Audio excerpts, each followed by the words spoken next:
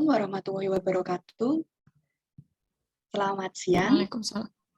Salam sejahtera bagi kita semuanya. Om Swastiastu, Namo Buddhaya, salam kebajikan. Yang saya hormati Presiden OS Indonesia National Chapter, yang saya hormati member dan pemerhati OS Indonesia, serta adik-adik mahasiswa peserta Talk Series OS Indonesia ke-6. Selamat siang, dan kita bertemu lagi di acara Talk Series OS Indonesia ke-6. Hari ini, Jumat, tanggal 22 Oktober 2021. Izinkan saya pada siang hari ini akan memandu jalannya Talk Series kali ini. Bapak dan Ibu serta adik-adik mahasiswa yang saya kasihi, masih dengan semangat menyambut Hari Sumpah Pemuda yang jatuh pada tanggal 28 Oktober yang akan datang, maka Talk Series kali ini menjadi salah satu ajang bagi para peneliti perempuan Indonesia untuk membagi semangat dalam ilmu dan penelitian untuk memajukan Indonesia sesuai dengan bidang yang digeluti masing-masing. Nah, untuk mempersingkat waktu, izinkan saya untuk membacakan susunan kegiatan Talk Series kali ini. Yang pertama adalah pembukaan, yang kedua adalah mendengarkan lagu Indonesia Raya, kemudian dilanjutkan dengan sambutan Presiden OS Indonesia, kemudian pemutaran profil OS Indonesia, dan pemaparan materi oleh kedua narasumber kita, dilanjutkan dengan sesi tanya jawab dan diskusi, dan yang terakhir adalah penutup. Maka untuk mengawali Talk Series kali ini, marilah kita bersama-sama mengambil sikap tegap untuk mendengarkan lagu kebangsaan kita, Indonesia Raya.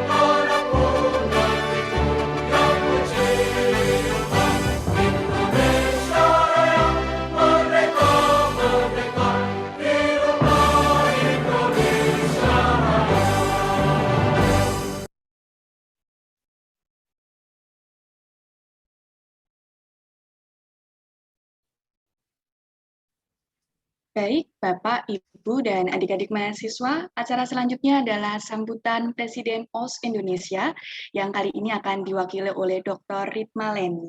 Kami persilakan. Oke, baik. Terima kasih, Mbak Siska. Jadi, bismillahirrahmanirrahim. Assalamualaikum warahmatullahi wabarakatuh. Salam sehat untuk kita semua. Mudah-mudahan pada kesempatan ini kita masih diberi kesehatan oleh Tuhan Yang Maha Esa, sehingga kita bisa berkumpul pada kesempatan ini untuk menghadiri acara Talk Series OS Indonesia National Chapter yang ke-6. Kami mengucapkan selamat datang buat peserta yang mungkin yang baru pertama kali ikut di acara OS Talk Series kali ini. Jadi sebenarnya acara Talk Series ini kita laksanakan setiap bulannya, dan ini adalah bulan ke-6 untuk pelaksanaan OS Talk Series Indonesia National Chapter. Dan setiap bulannya kita akan menampilkan pembicara dari perempuan-perempuan hebat peneliti di Indonesia yang tergabung dalam OS Indonesia. Jadi mudah-mudahan ini untuk yang baru bergabung, bisa bergabung lagi untuk di bulan-bulan berikutnya. Biasanya kita mengadakan acara OS Talk Series ini adalah setiap tanggal 20-an gitu ya. Jadi biasanya kalau hari Jumat gitu, biasanya kita ambil di hari Jumatnya. Biasanya tidak begitu banyak kegiatan gitu ya. Deh. Baik, nah kali ini kita akan mendengarkan apa ya, hasil penelitian yang dilakukan oleh Ibu Witri dan Ibu Silvana. Kita tahu Bu Witri sudah ini ya, mendunia lah ya popularitasnya. Mungkin seluruh dunia tahu dengan Bu Witri.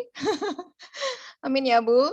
Dan Bu Silvana ini ya OTW untuk bisa di apa direkognize secara global juga. Jadi kita akan punya banyak sekali perempuan-perempuan peneliti hebat di OS ini. Jadi kali ini topiknya adalah terkait dengan kimia, chemistry. Mudah-mudahan ini yang masih agak menjauh dengan chemistry bisa dekat dengan setelah mendengar pemaparan kita kali ini yang akan disampaikan oleh Bu Witri dan Bu Silvana. Jadi Bu Witri adalah salah satu penerima penerima atau pemenang dari Elsevier Foundation di bidang chemistry juga ya Bu ya. Kemudian Bu Silvana juga OTW akan menjadi seperti itu. Jadi amin ya. Ya, mudah-mudahan ini mungkin ada mahasiswanya Bu Witri mungkin, ada mahasiswanya Bu Silvana. Tetap semangat untuk mengikuti ini dan semangat juga untuk ikut di acara-acara OSTOK series berikutnya. Jadi topiknya bermacam-macam. Ya, satu kata untuk acara kita hari ini adalah wonderful. Oke, terima kasih. Assalamualaikum warahmatullahi wabarakatuh. Wonderful ya Bu Leni, luar biasa wonderful sekali. Ya, jadi perempuan itu tidak hanya berperan dalam mendidik anak, tetapi juga berperan dalam memajukan Indonesia melalui penelitian-penelitian. Nah, dua perempuan hebat kita hari ini, nanti ada Bu Witri dan Bu Silvana. Tentu saja akan kita tunggu-tunggu bagaimana sih berbagi penelitian yang sudah beliau geluti. Baik, kata orang tidak kenal maka tidak sayang, tidak tahu tidak akan cinta. Maka mari kita mengenal lebih dekat bagaimana sih kiprah OS Indonesia National Chapter melalui video profil yang akan ditayangkan berikut ini.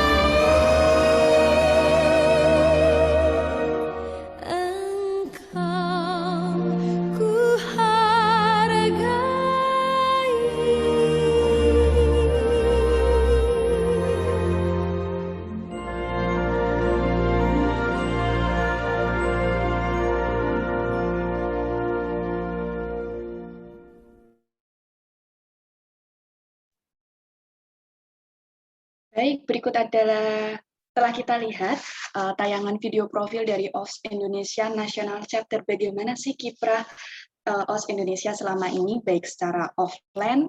Nah, sekarang kita malah secara online tidak berhenti kiprahnya, tetapi melalui jalur Talk Series ini. Nah, Bapak, Ibu, serta adik-adik mahasiswa yang saya kasihi, kita akan melanjutkan ke sesi berikutnya. Langsung saja akan ada pemaparan dari dua perempuan hebat yang tadi sudah disampaikan oleh Dr. Ritma Leni, yaitu ada Bu Witri dan Bu Silvana.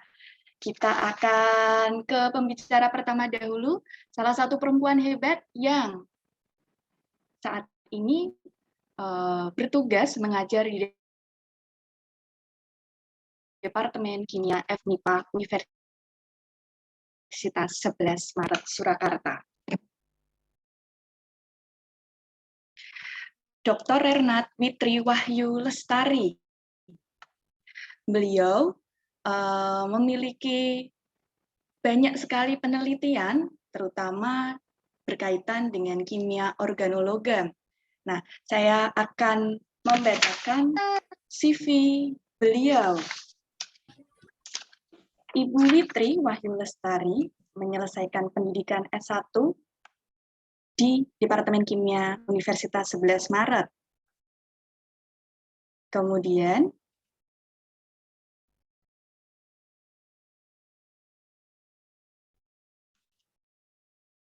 menyelesaikan S2 di MSc in Structural Chemistry and Spectroscopy Universität Leipzig, Jerman.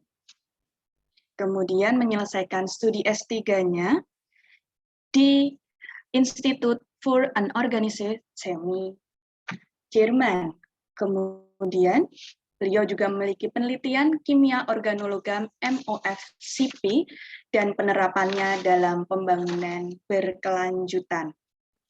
Beberapa penghargaan telah beliau terima, seperti yang tadi disampaikan, ada L'Oreal UNESCO for Women in Science, kemudian tahun 2000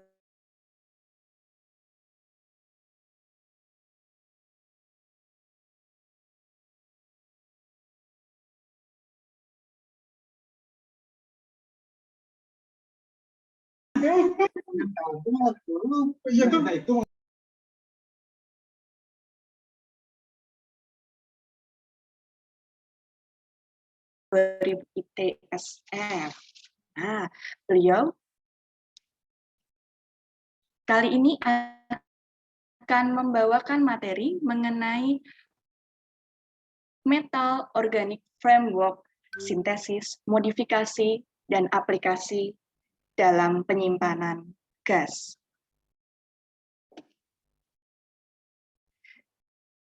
Kalau begitu, untuk menyingkat waktu sepenuhnya saya serahkan kepada Bu Witri.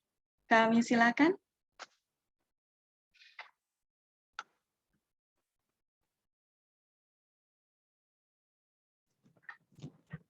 Terima kasih Mbak Siska atas introduction-nya. Kebinekaan. Apa ini? Ada suara-suara aneh masuk ya. Bentar, saya coba share screen dulu ya adik-adik ya. Saya panggil adik-adik karena saya tua sendiri ya di sini nih.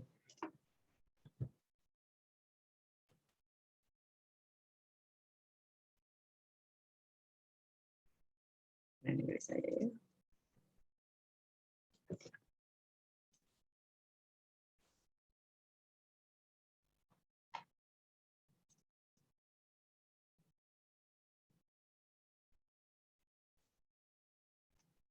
Sudah kelihatan ya slide saya? Ya, sudah. Tinggal di slideshow. Oh, oke.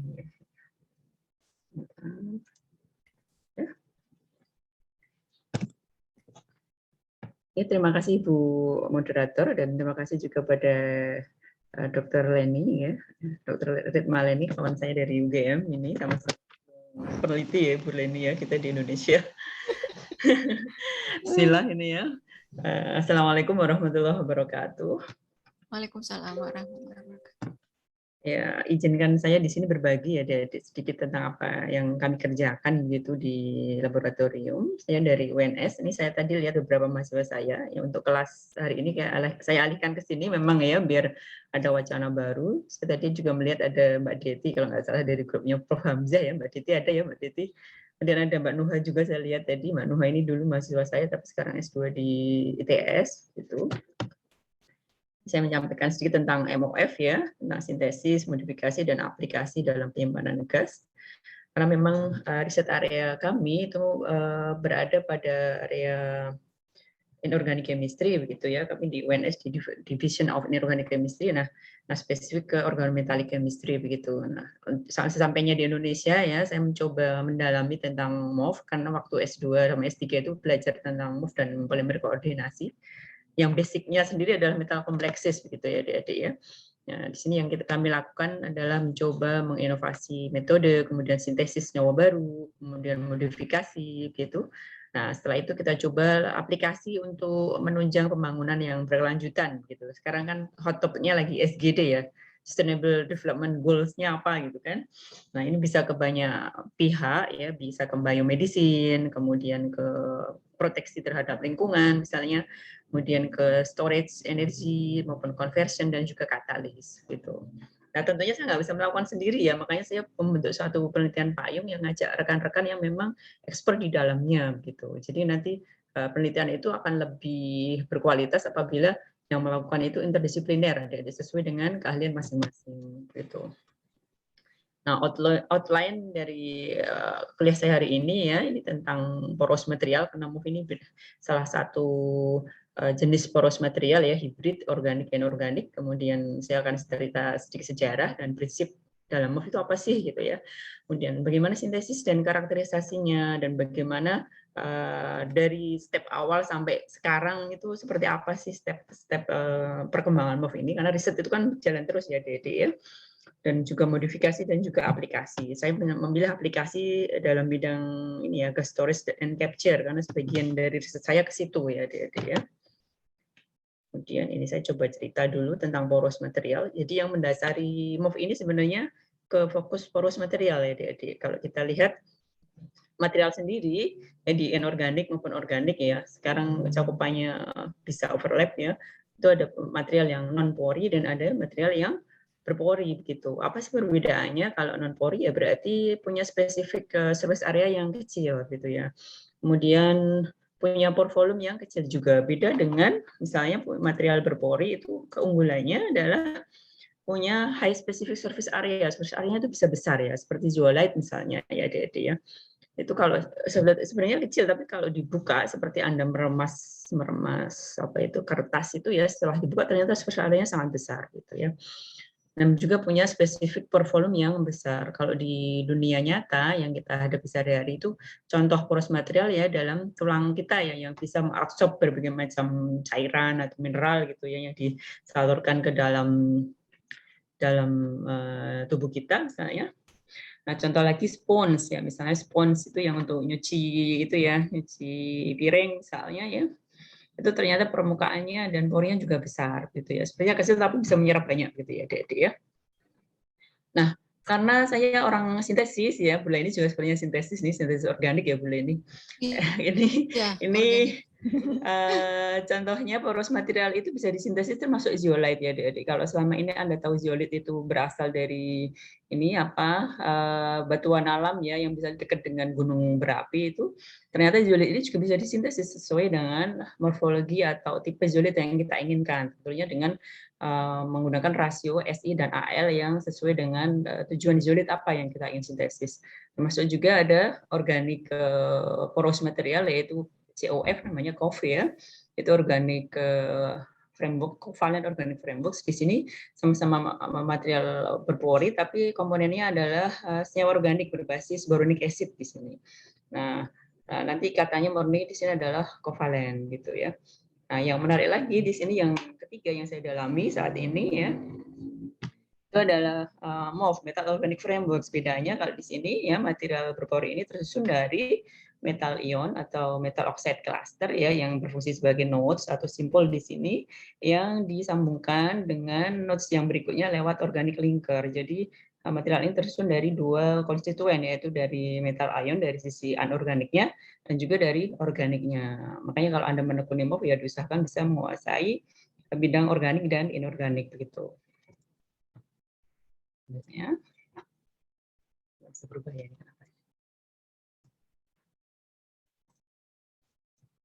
Nah, sejarahnya panjang ya adik-adik. Kalau misalnya kalian kan di basic chemistry sudah dapat apa itu asam basa ya. Asam basa itu ada salah satunya asam basa Lewis, yang mana kalau basa Lewis adalah dia punya pasangan elektron bebas atau lone pair elektron, yang mana kalau dia berkoordinasi dengan metal ion ini bisa membentuk beberapa bentuk. Ada yang bentuknya satu dimensi lurus seperti ini, dan ada dua dimensi. Ini akan membentuk polimer koordinasi namanya ya.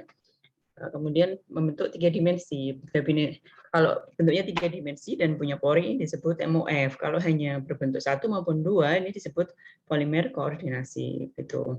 Istilah-istilah ini bisa juga disebutkan bahwa karena sama-sama polimer ya, polimer koordinasi, makanya MOF ini disebut juga porous coordination polymer gitu. Ini awal-awal publish itu 1959 ya dari orang Jepang ini. Kemudian juga 995 sudah mulai dipublish juga, tapi namanya masih poros, belum poros ya, namanya masih coordination polymer. Nah, istilah MOF itu muncul saat si Yagi ini mempublish adanya MOF 5 ya, Yagi Group ini dari Berkeley ini. MOF 5 kemudian dipublish di Nature, akhirnya saat itulah MOF itu booming ya adik-adik ya. Ini kita ilustrasikan bahwa ini metal ion kemudian linker secara self assembly membentuk tipe MOF ya. Nah, para saintis ini bertemu ya di Stockholm ya di Swedia begitu. Suatu saat mungkin Anda akan menginjakkan ke sana ya. Saya pernah sekali di sana di Stockholm, waktu itu saya ikut summer school yang ngadain University of Stockholm ya. Nah, di sana mereka berapat ya dalam satuan UPEC, makanya kan ada UPEC ya adik-adik ya, untuk membedakan beberapa jenis material ini. Karena agar tidak mix waktu nulis paper ya, waktu menjabarkan penelitian itu perlu suatu kesepakatan. Termasuk Anda kalau di kimia dasar kan diajari cara memberi nama, misalnya alkana, alkena, alkuna, itu ada rapatnya ya adik-adik ya, antara saintis ini, antara kemis rapat akan sehingga memberikan kriteria masing-masing. Oh, kalau MOF itu yang seperti ini ya, yang punya 3 dimensi ada pori. Kemudian kalau bentuknya 2 dimensi, dia punya network tapi nggak punya pori, itu disebut coordination network misalnya. Kemudian yang satu dimensi disebut polimer koordinasi. Sehingga kalau nanti suatu saat kita sintesis di lab, itu kok dapatnya 1 dimensi ya kita sebutnya material itu coordination polymer, jangan disebut MOF gitu ya. Karena awal-awal itu ada mix ya adik-adik ya, sehingga saintis ini perlu bertindak. Ini kita harus berkesepakatan nih agar saat menyebut ini sama gitu persepsinya. Gitu ya. Nah, ini contoh sederhana ya, ini ya the first published MOF oleh Yagi Group, itu adalah MOF 5 yang tersusun dari zinc 2+ dengan tetraphtalic acid ya, membentuk jaringan 3 dimensi. Ini hanya bentuk discrete 1 ya, kemudian kalau di extend ini membentuk infinite networks ya, yang terbentuk secara self assembly gitu. Nah, terbentuknya ini karena secara molekulnya disebut supramolekul compound gitu. Contoh lain misalnya H+1 ini sangat terkenal ya. H+1 itu tersusun dari CO2+ ya, yang berkoordinasi dengan ligan namanya 135 benzen 135 tricarboxylic acid ya adik-adik ya, membentuk struktur seperti ini ya. Nah, apa sih yang menarik di sini adalah ini ya, kalau kita amati ya, karena MOF itu tersusun dari metal ion dan organic linker, yang menarik kan kita punya SPU nih adik-adik ya. Di dalam SPU itu masing-masing metal bisa membentuk klaster dengan geometri yang berbeda-beda. Contohnya misalnya zinc ya. Zinc itu kalau misalnya berkoordinasi dengan ada oksigen, ada CO2 dari karboksilat itu ya, membentuk seperti ini octahedral secondary building unit ya adik-adik, di mana ada Zn4O, O-nya di tengah ini ya, membentuk satu tetrahedral, kemudian terhubung dengan karboksilit acid dari si linkernya itu, sehingga membentuk struktur oktahedral seperti inilah. Satu satuan aksesasi ini disebut SBU, secondary building unit. Nanti beda lagi kalau misalnya ada CU nih, CU pedal wheel ya. CU ini kan ada sisi atas dan bawah ya, axial. Ini nanti bisa berikatan axial dengan ligan yang lain, dan di sini berikatan dengan karboksila dari si BTC ini yang membentuk struktur pedal wheel. Nah, ini nanti mode koordinasinya akan beda kalau kita ganti dengan metal yang berbeda. Contohnya adalah zirkon ini. Zirkon itu kan modenya banyak ya, mode ikatannya. Makanya bentuk klaster yang cukup besar di sini adik-adik ya. Ada misalnya zirkon 6, 4, O-nya 4 ya, ada heksa zirkon tetraoksida misalnya di sini. Dan semakin banyak valensi metal itu, ternyata kestabilan dari si MOF itu akan semakin tinggi. Makanya untuk orang yang bergerak dalam bidang katalisis, kalau MOF berbasis metal 4 itu biasanya cocok ya. Misalnya ada zirkon 14 atau ada titanium misalnya ya. Itu bagus untuk katalisis. Beda kalau zinc ini relatif dia sensitif terhadap moisture atau terhadap kelembapan udara gitu. Nah, kedepannya ya, saya masih ingat waktu S3 itu kita mengembangkan organic linker yang panjang begitu ya. Karena apa yang ingin kita dapatkan yaitu dengan memperpanjang linker kita berusaha mendapatkan MOF yang porositasnya lebih besar gitu. Ada space di sini.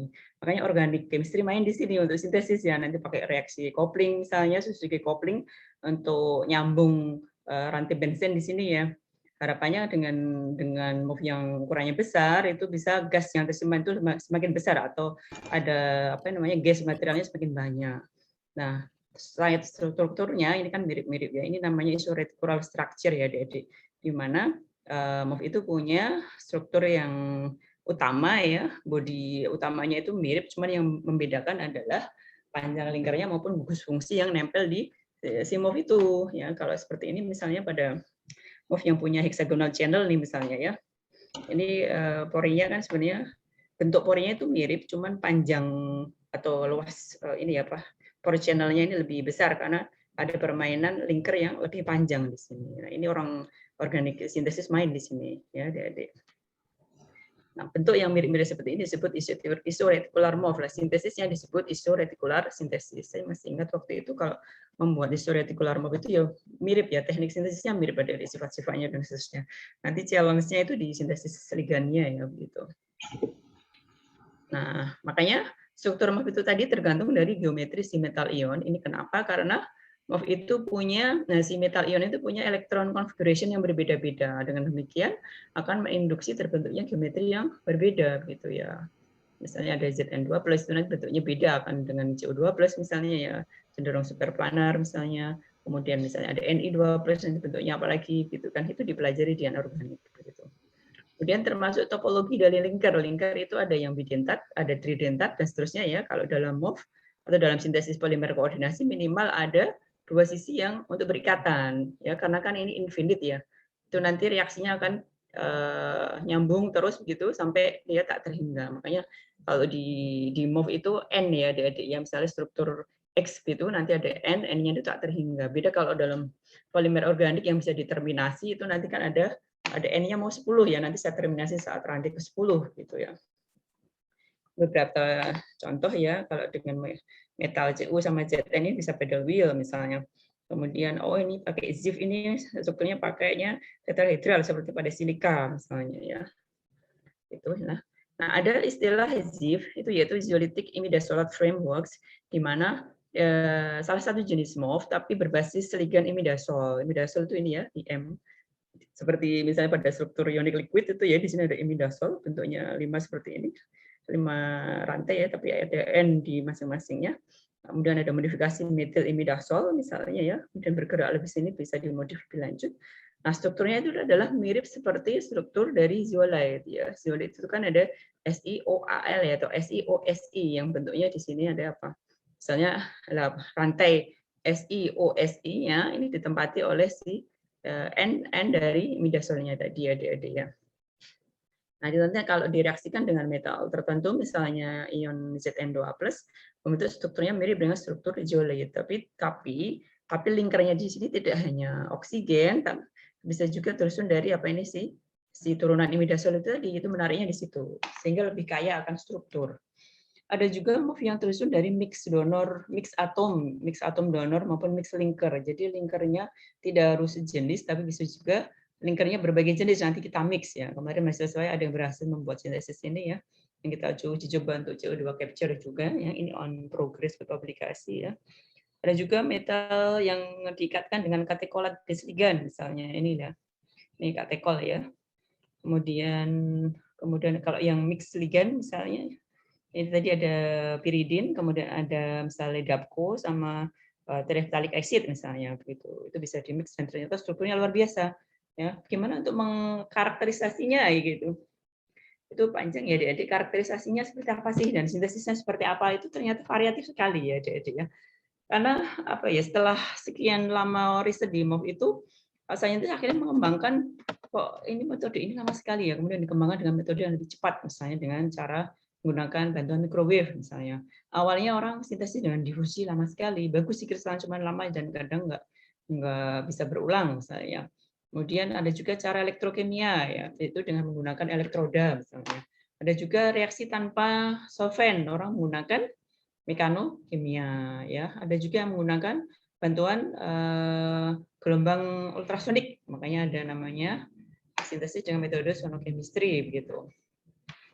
Nah, untuk analisisnya ya, kalau yang sudah bergerak dalam bidang material tadi ya ada struktur baru itu, kalau ada MOF dengan struktur baru maka perlu Anda menggunakan single X-ray ya, Adik-adik ya, sehingga diketahui bagaimana mode kegiatannya, kemudian bentuk geometrinya seperti apa dan bentuk framework-nya seperti apa, orang butuh single X-ray. Kalau yang pengen kurang lebih cepat dalam ukuran jam ya 4 jam orang pakai sinkotron ya Adik-adik ya. Di Indonesia belum ada, single X-ray juga belum ada di Indonesia ini. Makanya tantangannya di situ saya risetnya Adik-adik ya. Kemudian untuk melihat morfologinya ya. Nah, kalau strukturnya itu tadi nggak baru, orang bisa pakai powder X-ray hanya untuk mencocokkan pattern ya Adik-adik ya. Kemudian kalau ingin lihat morfologi dari struktur yang atau material yang disintesis, orang menggunakan SEM ya. Kalau ingin melihat lebih detail ada gasnya dan orang bisa pakai TEM juga ya. Nah, karena MOF tadi punya profil porositas, orang mempelajarinya dengan gas sorption misalnya dengan menggunakan apa ini namanya surface area analyzer ya. Biasanya orang pakai nitrogen sorption isoterm itu ya analisisnya. Dan untuk mengetahui misalnya stabilitas materialnya orang menggunakan thermal TGA ya, thermogravimetric analysis gitu. Nah, yang menarik apa sih ya? MOF itu kan tadi punya luas permukaan yang besar. Misalnya Anda punya 1 sendok MOF itu kan sekian gram ya. Padahal 1 gram aja luas permukaannya 2.900 meter persegi per gram ya. Kalau Anda punya 1 sendok berapa gram Anda kalikan sendiri ya. Makanya ini obsesi pertama itu adalah punya material yang luasnya seperti satu lapangan sepak bola ya. Itu logis ya. Lapangan sepak bola misalnya berapa? 60.000 sekian ya. 60.000 meter persegi per gram misalnya yang lapangan sepak bola internasional ya, Anda punya 1 sendok MOF itu sudah cukup gitu ya, itu MOF 5. Belum lagi setiap tahunnya ini update-nya kurang ini ya. Kalau mau diupdate lebih lanjut, saat ini MOF itu bisa mencapai luas permukaannya secara teoretikal bisa sudah 10.000 ya, 10.000 meter persegi per gram gitu ya. Makanya saintis berlomba-lomba membuat MOF yang luas permukaannya besar dan stabil ya. Tantangannya adalah stabil ya Adik-adik ya. Kemudian untuk beberapa tujuan, misalnya tujuan untuk katalisis, ini ya orang menggunakan post-synthesis modification dengan mengfungsionalisasi si ligan ya dengan beberapa organik moieties gitu. Dengan difungsionalisasi nanti MOF-nya akan lebih kaya dengan gugus fungsi. Dengan demikian bisa dipakai untuk mengatur hidrofobisitas dari si MOF atau tingkat apa ini namanya hidrofobik dari MOF ini bisa dinaikkan sehingga nanti tidak gampang berikatan dengan air misalnya ya dan tidak sensitif terhadap air. Kemudian bagaimana agar misalnya punya fungsi tertentu untuk catalytic action ya dan bisa juga membuat MOF untuk dengan fungsi modulator sehingga kristalinitasnya lebih bagus dan seterusnya ya. Ini kita coba ke aplikasi. Yang menarik di sini ya aplikasi dalam gas penyimpanan gas contohnya CO2 capture ya kita ilustrasikan seperti ini.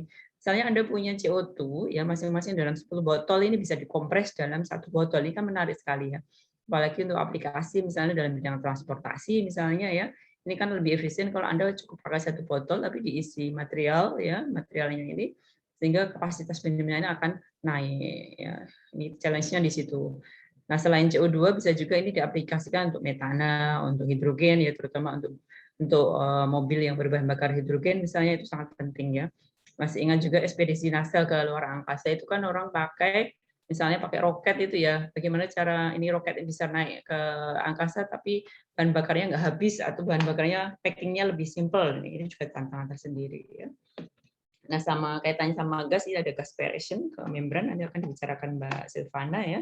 Kemudian kaitannya dengan gas bisa juga ke lari ke sensor juga bisa juga ke water harvesting. Ini menarik untuk daerah gurun ya, bagaimana memproduksi air gitu ya lewat proses kondensasi dan di dalamnya dikasih MOF untuk nangkap si uap airnya itu tadi dan kemudian digenerasi si airnya, karena di daerah gurun kan air susah ya adik-adik ya. Itu. Nah, tantangan ke depan orang kalau udah dari lab, tantangan depan adalah go to market ya, apalagi orang farmasi seperti Bu Leni itu. Kalau di lab ini sudah teruji, udah bagus, bagaimana akan dipasarkan ke dunia luar ya. Makanya industri contohnya di Jerman ada BASF ya, industri kimia sangat besar itu memproduksi berbagai macam MOF ini sudah mulai diproduksi ya. Kemudian di TU Dresden sendiri, ini universitas di kawan saya ya, itu sudah memproduksi bagaimana purifier ruangan menggunakan MOF ini, karena MOF ini kan bisa asup udara ya adik-adik, sehingga udaranya bisa tersaring misalnya sebagai purifier dari dalam ruangan. Kemudian bisa juga misalnya dipakai untuk adsoben ya, berbagai macam adsoben sesuai dengan fungsinya gitu. Nah, yang jadi kendala adalah terkait dengan pricing ya, karena MOF masih mahal ya adik-adik ya. Karena ligan itu mahal ya, makanya riset saya yang berbasis MOF itu biasanya fundingnya habis di bahan ya adik-adik. Ada ligan yang kemarin hasil saya ada riset itu 25 gram itu sekitar 25 jutaan ya, gram si ligannya itu. Ada juga yang setengah gram sekitar 10 jutaan juga ada ya, tergantung jenis ligannya gitu. Nah, yang menarik adalah tadi ya, untuk penyimpanan CO2 ini kaitannya sama polusi CO2. Nah, lebih lanjut orang bisa konversi CO2 ini ke gas metan ya. Kalau gas metan langsung maupun hidrogen ini kaitannya dengan storage untuk bahan bakar ya. Orang biasanya punya power plant misalnya, ada industri kemudian CO2 capture-nya ini ditanam di bawah laut ya, sehingga bisa menyelamatkan bumi ini dari polusi CO2 gitu. Atau CO2-nya dikonversi menjadi asam karbonat ya, sehingga tidak mencemari udara dan seterusnya. Tapi awalnya kan harus tetap di-capture dulu ya adik-adik ya. Nah, ini ada beberapa macam jenis MOF yang sudah diuji cobakan, bagaimana pengaruh luas permukaan dan volumenya ya, dan kapasitas penyimpanan dari MOF ini terhadap berbagai gas yang diuji cobakan di sini ya. Di sini misalnya ada kapasitas penyimpanannya ya, secara gravimetri maupun dengan berbagai macam variasi tekanan adik-adik ya. Ini ada mapping, ada beberapa jenis MOF yang dipakai untuk aplikasi untuk misalnya metan storage and delivery misalnya ya, atau juga untuk hidrogen storage. Ini datanya seperti ini masih 2016 ya, sebelum audit ini. Itu. Nah, yang sudah saya sampaikan tadi in general ya, bagaimana sih bisa untuk menaikkan kapasitas gas, penyimpanan gas dalam MOF itu ya, salah satunya strateginya yaitu dengan meningkatkan surface area dan porositas dari MOF dengan cara apa? Memanjangkan ligan tadi ya. Ada juga efek katenasi maupun interpenetrasi. Jadi karena ligannya itu panjang, nanti bisa berinteraksi antara satu ligan dengan yang lain ya, atau framework satu dengan yang lain secara fisis gitu. Dan ternyata itu bisa meningkatkan isosteric heat of adsorption gitu ya. Biasa juga dengan memfungsionalisasi MOF, misalnya dengan cation exchange dalam MOF. Dengan demikian bisa menambah situs aktif untuk mengikat gas pada MOF, misalnya dengan ditambahi PD maupun PT nanopartikel misalnya. Kemudian dalam MOF sendiri itu ada active site, namanya ada di sini ya. Di sini dalam SBU-nya itu misalnya mengikat air misalnya ya, untuk meningkatkan absorpsi terhadap gas. Ini airnya bisa diaktifasi dulu sehingga nanti gasnya lebih akan berinteraksi dengan metal, sisi metal open metal site-nya di sini ya. Ini contohnya pada PCN 9 ya, Porous Coordination Network 9, ini bisa meningkatkan kapasitas pengikatan terhadap gas karena ada sisi open metal site-nya. Nah, termasuk juga teknik untuk aktivasi, metode untuk aktivasinya itu bervariasi ya adik-adik ya. Karena kalau kita buat MOF tapi belum diaktifasi secara bagus, akhirnya ya kapasitas absorpsinya akan lebih rendah gitu. Karena metode aktivasinya nggak benar. Caranya ya bisa dengan solvent exchange misalnya ya. Kemudian metode untuk gas absorpsinya ini juga perlu dikontrol ya adik-adik ya. Misalnya mau pakai metode dengan pemanasan berapa atau dengan aktivasi suhu berapa itu juga perlu dimonitor. Nah, ini saya bicara sedikit tentang apa yang dilakukan di grup saya. Saya pulang dari Jerman itu 2014 ya. Kemudian saya dapat L'Oreal 2014 itu, tapi risetnya tentang sawit ya, karena mintanya yang sumber daya alam. Kemudian saya coba tetap menakum karena bidang saya di situ ya. Usahakan saintis itu linear dengan apa yang memang dulu ditekuni saat S2 dan S3. Kalau nggak gitu nanti kita jadi betul loncat kemana-mana ya kita. Nah, awal-awal saya pulang itu membuat MOOC dengan cara elektrokimia seperti ini. Reaksi sederhana ya. Modalnya ini power supply, ada elektroda, ada ligan, ada metalnya dari elektroda ini. Ya, ternyata bisa membentuk struktur seperti ini. Ada di oktahedral namanya HAKUS ya ini namanya. Nah, reaksi dalam anoda dan katoda seperti ini, CO-nya teroksidasi, kemudian ligannya terdeprotonasi. Nah, di katodanya terjadi reaksi apa ini? Reduksi dari H+ menjadi H2 ya. Ternyata sintesis ini sangat cepat ya, dalam waktu 1 jam sudah selesai sintesisnya itu. Nah, kita uji cobakan untuk XRD-nya ya, XRD-nya kita fitting dengan simulasi pattern-nya ternyata bagus dan kristalitasnya lumayan bagus ya. Kalau surface thermal memang lebih bagus, ini makanya ada kristal defect di bagian SEM-nya ini kelihatan ya ada defeknya. Nah, saat surface thermal ini kristalnya sempurna ini oktahedral seperti ini. Awal-awal pulang itu ya seperti itu. Kemudian saya mencoba waktu itu kenal Prof. Hamzah sama Bu Nurul di mana saya kok lupa ya. Kenal di Bali kalau nggak salah ya. Akhirnya kita coba uji gas metan sama gas hidrogen di ITS waktu itu. Ini beliau berdua ini profesor ya. Bu Nurul sebenarnya profesor, sangat baik sekali beliau itu. Kayak seperti saya anggap seperti ayah dan ibu saya ya, sangat sabar membimbing. Nah, kita uji cobakan material kami itu untuk CH4 maupun H2 Soxen. Ternyata hasilnya bagus dan di sini trennya sudah kelihatan yang mana kalau HAKUS ini disintesis secara elektrokimia, hasil absorpsinya ternyata lebih tinggi ya adik-adik ya dibandingkan yang disintesis secara surface thermal gitu. Ini lewat gravimetri ya uji cobanya, dihitung perbedaan masanya tadi sebelum dan sesudah diabsorb berapa gitu kan. Kemudian kita hitung selisihnya. Bisa mencapai sekitar 7-19% berat ya adik-adik ya pada tekanan rendah 1,4 bar lah. Nah, waktu itu mahasiswa saya ada pulang dari magang ya, magang di Batan kalau nggak salah atau di Libya. Nah, itu kenal sama Pak Hadi Suwarno. Pak Hadi Suwarno ini adalah lulusan dari Jepang, beliau pernah kerja di Batannya Jepang ya.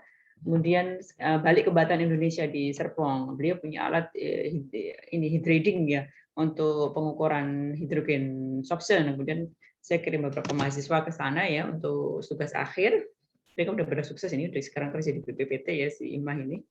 Kalau si Caca ini kerja di perusahaan farmasi kalau nggak salah ya. Nah, kita uji cobakan material kami dan alhamdulillah hasilnya bagus di sini. Hasilnya bagus bahwa yang HAKUS disintesis secara elektrokimia tadi, yang awalnya saya publish di IOP ya di Prosting, kita uji coba lagi untuk absorpsinya, hasilnya bisa melampaui dari beberapa literatur yang kita citasi. Jadi adik-adik kalau mau membuat perbandingan dengan penelitian orang lain, kita masukkan ke dalam grafik ini ya, kemudian kita bandingkan. Nah, bisa mencapai sampai 4,5% berat ya, ini luar biasa ini ya. Itu kemudian apa sih yang menyebabkan kok bisa sampai si kristal yang dibentuk secara elektrokimia ini punya absorpsi yang lebih tinggi? Ternyata ada pengaruh defect effect ya. Ternyata ada pengaruh defect itu bisa meningkatkan absorpsi gas. Ada ini di site paper bagus tuh kemarin tuh. Kalau jurnalnya saya publish di ITB ya, di JMFS sekarang di 2 itu. Nah, ternyata dengan adanya defect itu bisa memberikan surface area yang lebih cocok dan pore size yang lebih cocok terhadap gas hidrogen gitu. Ya. Nah, kemudian inovasi yang lain setelah buat MOOC berbasis zirkon itu kita coba tempeli palladium nanopartikel yang dikerjakan oleh Larasati sekarang sedang S2 di UNS ya. Ini juga kita uji coba di labnya Pak Hadi ya.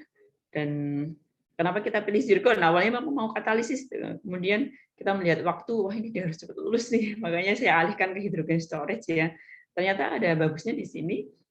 Ikatan zirkon pada MOOC ini kan lebih kuat ya adik-adik, dan lebih kuat dan lebih tahan terhadap sifat kimianya lebih tahan gitu ya, dan porositasnya tinggi ya. Ini kita coba pada absorpsi suhu ruang dan absorpsi pada suhu yang lebih tinggi. Ternyata trennya berbeda. Kalau absorpsi pada suhu ruang, ternyata setelah ditabeli PD ini trennya malah turun, naiknya sedikit ya sebelum kalau dibandingkan dengan sebelum ditempeli dengan PD. Nah, kita dengan heran maksud setelah ditempeli dengan PD kok jadinya seperti ini. Akhirnya kita naikkan suhunya dan trennya berubah sekarang. trennya setelah ditempeli dengan PD itu akan naik. Dengan demikian absorpsinya tidak berlangsung hanya secara fisik di sini. Kalau fisik ini kecil, tapi berlangsung secara kimiawi. Jadi apa? Di sini ada palladium yang ikat dengan hidrogen ya. Nah, saat hidrogen berikatan dengan palladium itu ikatannya secara kimia, sehingga waktu menyimpan hidrogennya harus dipecah secara atomik ya untuk diabsorb ke move-nya ini. Makanya ada namanya spillover mechanism di sini adik-adik ya. Dengan demikian hidrogen berikatan secara kimia di sini. Oleh karena itu modifikasi palladium pada move itu tadi akan meningkatkan kapasitas absorpsi dari hidrogen, di mana palladium ini memberikan sisi aktif yang berikatan dengan hidrogen. Makanya kan palladium bagus untuk reaksi hidrogenasi ya adik-adik. Nah, terjadinya mekanisme pengikatan itu lewat mekanisme hidrogen spillover. Jadi ada pemutusan rantai hidrogen menjadi level atomik gitu ya pengikatannya. Ini kita publish di MRX ya 2019. Kemudian ini juga yang kenalin saya ke Dr. Muhammad ini dari Maroko waktu beliau postdoc di Sendai ya Bu Nurul, waktu itu dapat apa itu namanya program dari PAR ya, dari Dikti ke Jepang waktu itu. Nah, kita coba kirim sampel yang dikerjakan oleh Caca waktu itu, yaitu DUT 5 ya. DUT itu adalah Dresden University of Technology. Jadi move-nya ini pertama kali dibuat oleh TU Dresden gitu ya. Dan kita coba tempeli dengan palladium. Jadi kebaruan riset ini adalah menempeli palladium pada DUT itu.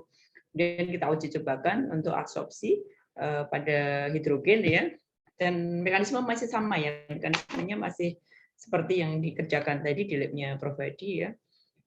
Ternyata setelah dipanasi begitu, ini sintesisnya ya adik-adik ya. Untuk mengontrol sintesisnya itu pakai XRD di mana kalau ditempeli 1% DUT dan 5% DUT ini ternyata kristalinitasnya lumayan rusak juga ya, karena beliau ini strukturnya karena nggak terlalu stabil ini framework-nya ya adik-adik. Nah, setelah ditempeli palladium, nah efeknya di sini kelihatan ya, bahwa setelah ditempeli palladium ini lebih turun ya, apanya itu kapasitas absorpsinya. Kalau awalnya kan DUT ini pada suhu ruang itu absorpsinya tinggi karena memang absorpsinya secara fisik ya.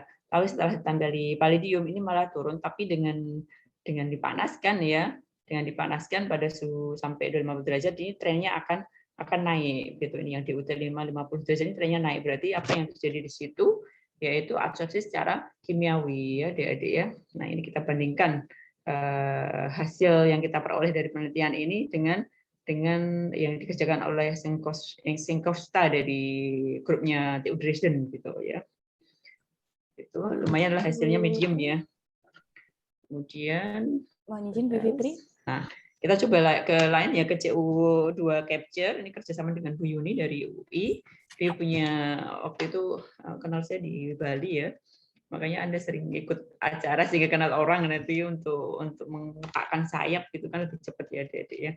Nah, kita coba buat waktu itu modifikasi MOF dengan polimer ya di grupnya Pak Heru waktu itu ya.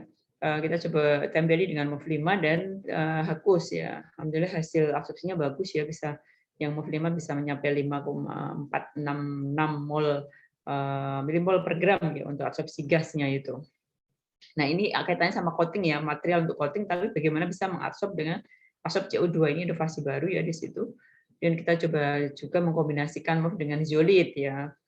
Makanya saya berpikir ini bagaimana bisa tetap jalan tapi dengan sumber daya yang ada di Indonesia ya. Zeolit kan ada di Indonesia ya, ini kita dapatkan dari Klaten dekat Gunung Merapi itu ya zeolitnya. Bisa untuk mengangkut CO2 capture inovasinya. Ternyata setelah ditempeli zeolit, ini absorpsinya juga naik adik-adik ya. Kenapa begitu? Karena dalam zeolit itu ada kan lewat proses aktivasi akan muncul gus amin di sini. Nah, kalau partial activation itu sebagian amin, sebagian jadi OH di sini. Makanya bisa jadi sisi aktif untuk mengikat gas CO2 ya. Mohon izin Bu Fitri. Kemudian kita lihat perubahan profil XRD-nya setelah ditambah zeolit, tentunya kan menambah sisi ini ya, peak-nya akan terjadi kombinasi antara zeolit dan MOF ya. Nah, teksturnya atau morfologinya juga akan berbeda gitu ya. Setelah ditampili zeolit semakin rusak ya, Dedek. Cuman ada sisi aktif yang lain.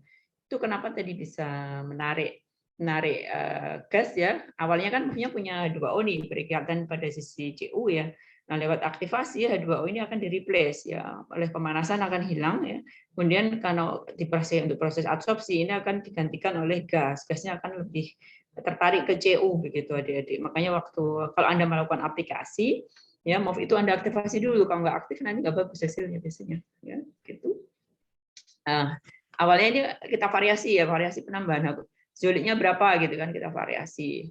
Nah, setelah itu ternyata hasil optimumnya pada penambahan 2% dan 5% zolid ya. Kenaikannya nggak terlalu signifikan di sini. Tapi ada progres lah. Nah, yang signifikan di sini ya, waktu kita buat mil 100 FE ini pakai reflux adik-adik ya. Mil ini biasanya butuh HF, tapi kalau dengan reflux ternyata nggak butuh ya. Yang terbaru dikerjakan NUHA itu yang sekarang di ITS itu dipakai metode grinding kemudian baru dipanaskan, itu juga nggak butuh HF ya.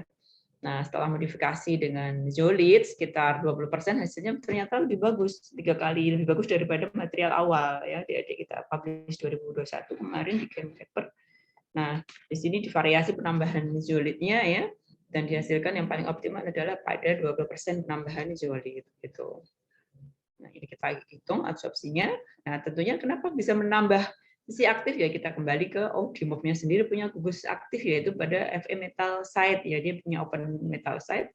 Nah, di zolidnya juga ada sisi pengikatan, makanya bisa menambah kapasitas penyimpanan. Ini metodenya pakai volumetri ya, pakai titrasi waktu itu. Nah, kita korelasikan apa yang kita peroleh, kita korelasikan dengan surface area maupun porositas dari si material komposit itu sendiri ya. Ternyata dengan penambahan zolid ini memang menurunkan luas permukaan, tapi ternyata di sini ada kesesuaian pori antara gas CO2 dengan material yang kita sintesis. Makanya bisa menambah kapasitas penyimpanan gitu adik-adik ya. Itu kurang lebihnya dari saya ya, kesimpulannya ini ya, bahwa MOF dengan modifikasinya itu bisa menambah sisi aktif pengikatan terhadap gas ya adik-adik. Dengan demikian akan mengikat gas yang kita targetkan dan kapasitasnya akan naik gitu. Kemudian komposit atau modifikasi MOF dengan material lain juga bisa meningkatkan daya absorpsi terhadap gas tadi karena ada penambahan sisi aktif juga dan ada kesesuaian pori. Nah, yang saat ini berlangsung atau sedang dipelajari di grup saya yaitu menggunakan MOF ini sebagai sensor ya, kita kerjasama kemarin sama ITB dan Telkom on progress ya, dan juga untuk aspiration ini kerjasama dengan grupnya Bu Nurul juga yang kita sudah punya 4 publikasi kalau nggak salah ya dengan grupnya Bu Nurul untuk membran ini. Itu kurang lebihnya. Silakan kalau ada pertanyaan ya. Saya terima kasih sekali pada grup saya ini anak-anak yang kerja keras ya. Ini foto terbaru ini dan beberapa kolaborator saya ya adik-adik dan beberapa institusi atau foundation yang memberikan pendanaan untuk perjalanan riset ini. Itu tetap semangat. Yang saya Christian, kurang lebihnya mohon maaf. Assalamualaikum warahmatullahi wabarakatuh. Waalaikumsalam warahmatullahi wabarakatuh. Terima kasih Bu Fitri atas penyampaian materi yang sudah diberikan, luar biasa sekali. Kita jadi tahu bahwa aplikasi MOF itu bisa berbagai macam dan modifikasinya juga mempengaruhi potensi-potensinya. Nah, untuk sesi tanya jawab nanti kita akan buka di akhir, nggih Bu Fitri. Jadi Bapak Ibu dan adik-adik mahasiswa dapat mengajukan pertanyaan bisa via chat atau nanti bisa bertanya langsung dengan raise hand. Kalau via chat, jadi silahkan menyampaikan pertanyaannya bisa ke Bu Fitri atau Bu Silvana, bisa disebutkan secara langsung. Seperti itu. Untuk menyingkat waktu, pemapar kedua, kita akan langsung ke perempuan hebat kedua. Beliau adalah seorang dosen di Universitas Pembangunan Nasional Veteran Jawa Timur. Nah, Bu Dr. Silvana Dwi Nurherdiana, SSI. Saya akan membacakan kurikulum vitae beliau. Beliau menyelesaikan pendidikan S1 di bagian kimia, Institut Teknologi 10 November, kemudian menyelesaikan program doktoralnya juga di Institut Teknologi 10 November dengan beasiswa PMDSU Kemristek Dikti, kemudian memiliki penelitian berupa membran katalis serat berongga lapis ganda berbasis oksida perovskite oksida nikel untuk reaksi oksidasi parsial metana. Ada banyak sekali pengalaman penelitian dan pelatihan tahun 2017 di ASEAN Workshop on Science Simulation and in situ SAS Experiment yang diadakan oleh Synchrotron Light Research Institute Thailand. Kemudian di tahun 2017 juga mengisi di the fourth Workshop of Transmission Electron Microscopy atau TEM, Advanced Method for Interpretation of TEM Data oleh LIPI Indonesia. Kemudian tahun 2017 sampai 2018 mengikuti AMTEK dari University Teknologi Malaysia, dan bulan Oktober sampai Desember 2018 beliau di Chemical Engineering Imperial College London. Nah, Bapak, Ibu, dan adik-adik mahasiswa, Dr. Silvana akan menyampaikan materi mengenai potensi membran berbasis perovskit sebagai pemisah gas dan katalis dalam reaksi konversi metana.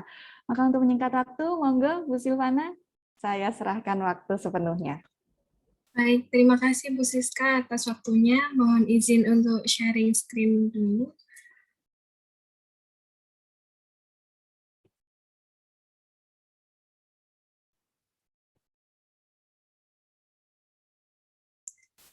Baik, Assalamualaikum warahmatullahi wabarakatuh. Selamat siang kepada Bapak Ibu yang hadir dalam OESD Talk Series kali ini. Pertama kali saya mengucapkan terima kasih kepada Bu Leni dan kepada Bu Siska dan juga panitia dari OESD Indonesia Talk Series telah menyelenggarakan acara ini di sebaik mungkin. Kemudian Bu Witri, salam dari Surabaya, Bu Witri. Saya juga terlahir dari bimbingan Prof. Hamzah dan Prof. Nurul di sini. Kita sama-sama anaknya Prof. Hamzah dan Prof. Nurul ini. Baik. Saya di sini akan mempresentasikan tentang apa yang telah saya kerjakan sebelumnya, yaitu di sini saya akan mencoba bercerita tentang potensi membran berbasis perovskit untuk pemisah oksigen dan katalis pada reaksi konversi metana. Di sini saya juga melihat ada rekan yang hadir sepenelitian tahun lalu, ada Alvia yang sekarang juga sibuk dengan babynya dan tetap berprestasi. Kemudian ada juga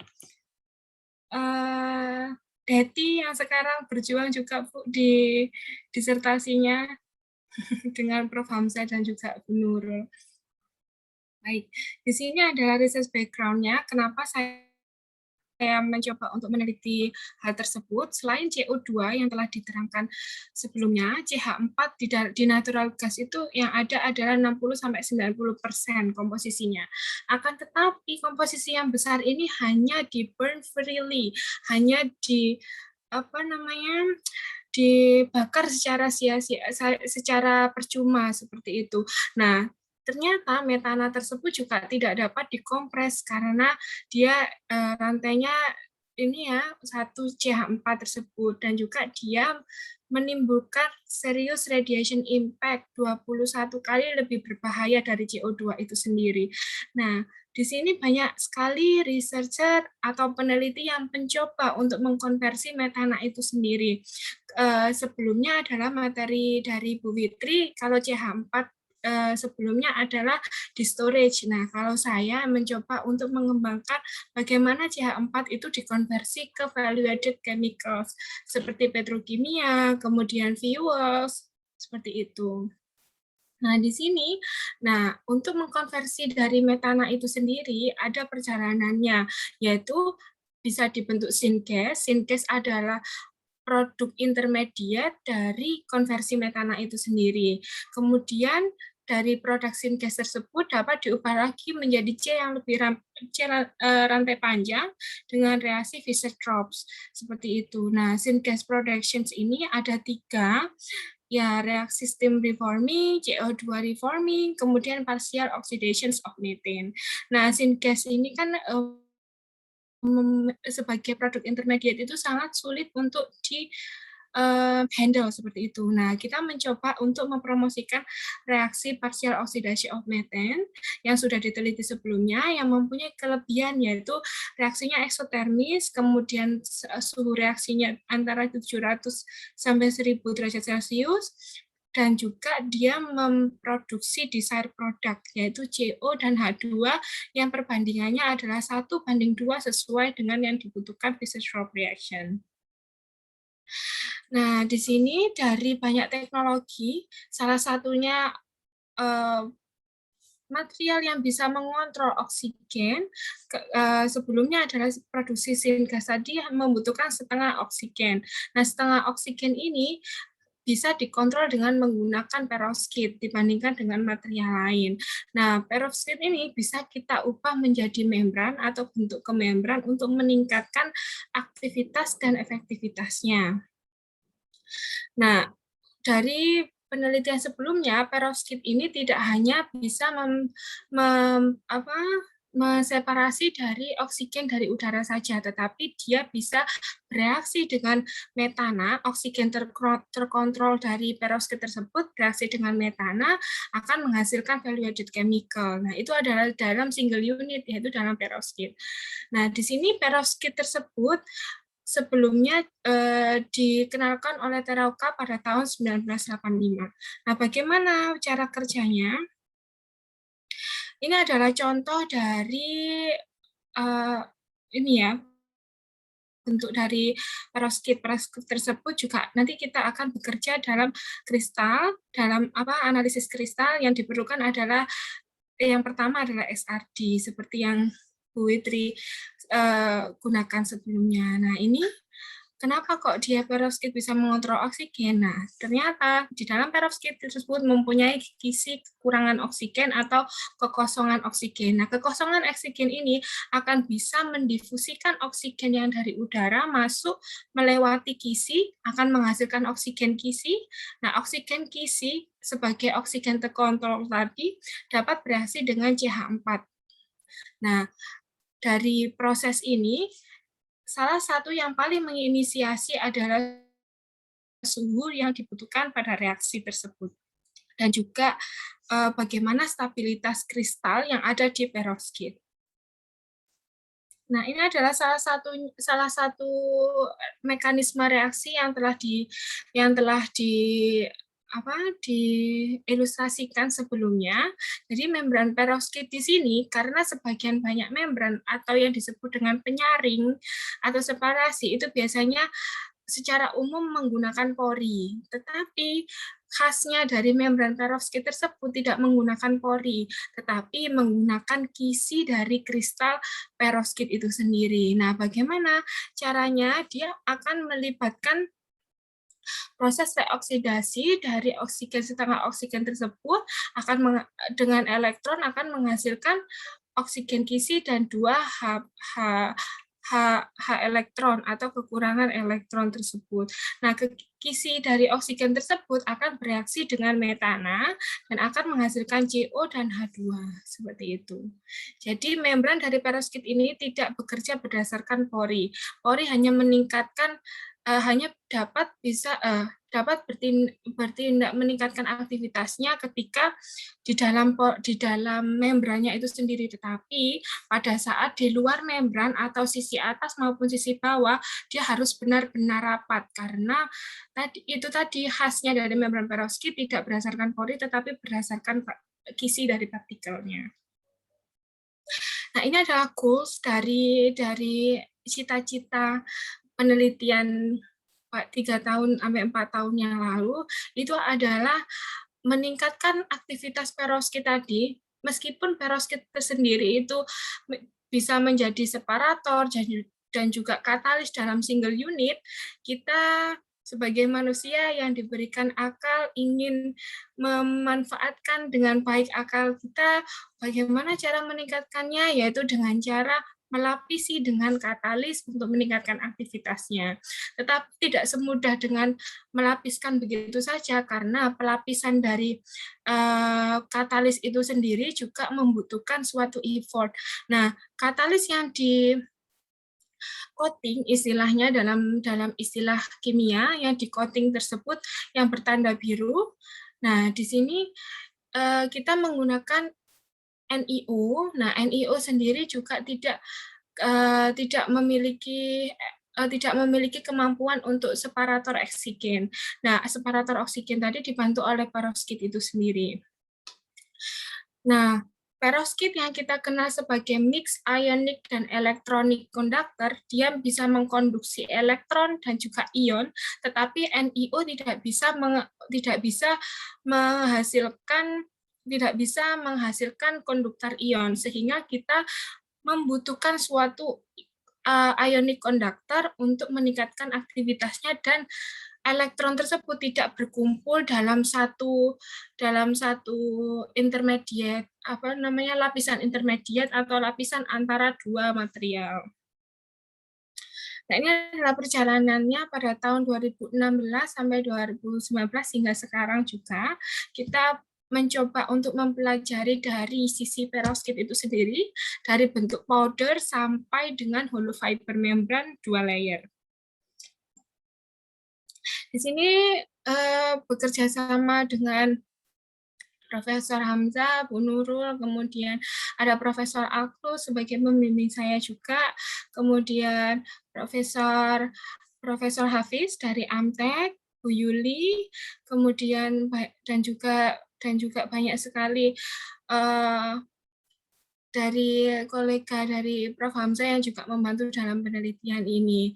Yang pertama adalah sintesis dari LSCF. Jadi di sini perovskit yang saya gunakan adalah LSCF dan LSM. Nah, seperti yang disebutkan sebelumnya, cara sintesis pun ada yang dinamakan dengan mekanikal atau mekanokimia yang mereaksikan antara logam-logam oksida di sini untuk menjadi suatu perovskit. Akan tetapi di sini belum berhasil ketika diterapkan dalam sintesis LSCF karena mungkin energi dari collisions atau tumbukan antar partikel tersebut tidak cukup untuk mendapatkan perovskit dalam single kristal.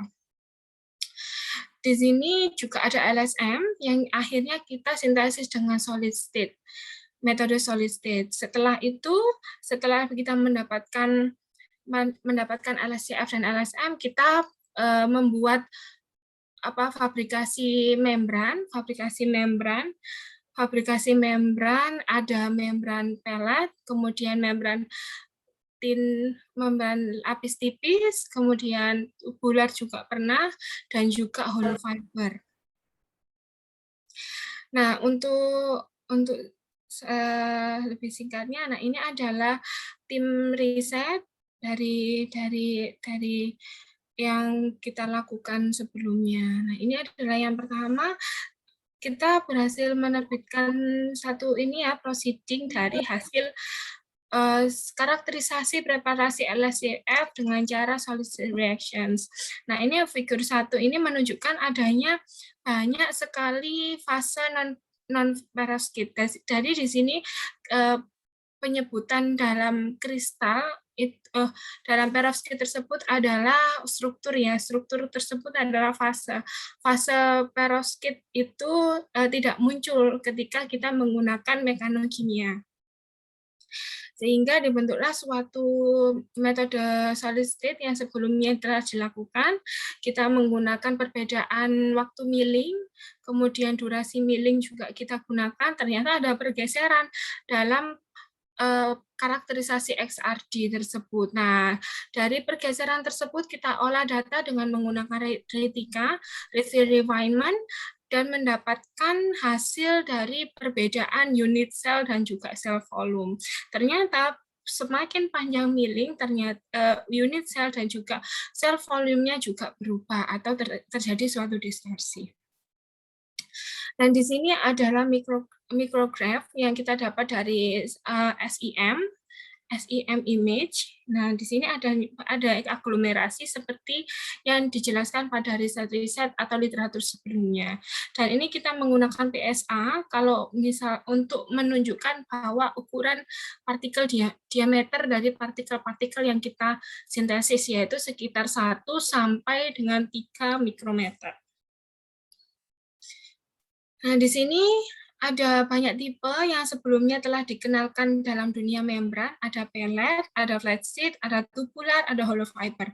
Nah, ini dalam kenyataannya membran di sini itu memang belum banyak perusahaan membran, karena memang membran tersebut sangat mahal karena dipengaruhi oleh kesulitan dari fabrikasi tersebut. Nah, di sini kami mencoba untuk bagaimana caranya menurunkan atau mengefisiensikan fabrikasi dari membran-membran tersebut dengan cara menganalisis dari satu persatu bentuk membran yang telah dibuat, mulai dari pellet, flat sheet, tubular, dan juga hollow fiber.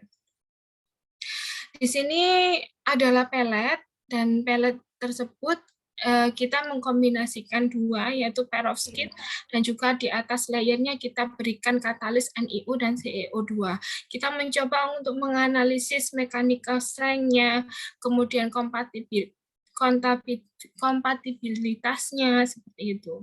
Nah, dan kita lihat bahwa untuk kerapatannya itu sendiri masih belum rapatnya dengan menggunakan pellet itu sendiri, karena memang partikel-partikelnya yang besar, yaitu 1-3 mikron seperti yang dijelaskan sebelumnya. Untuk kompatibilitasnya dari NiO dan CeO2 di sini yang dipromosikan sebagai booster dari katalis untuk mengkonversi metana, ternyata masih ada beberapa yang memiliki koneksi dan interaksi dengan LSCF dan LSM secara fisik, yang secara kimia masih belum kita analisis pada pellet tersebut.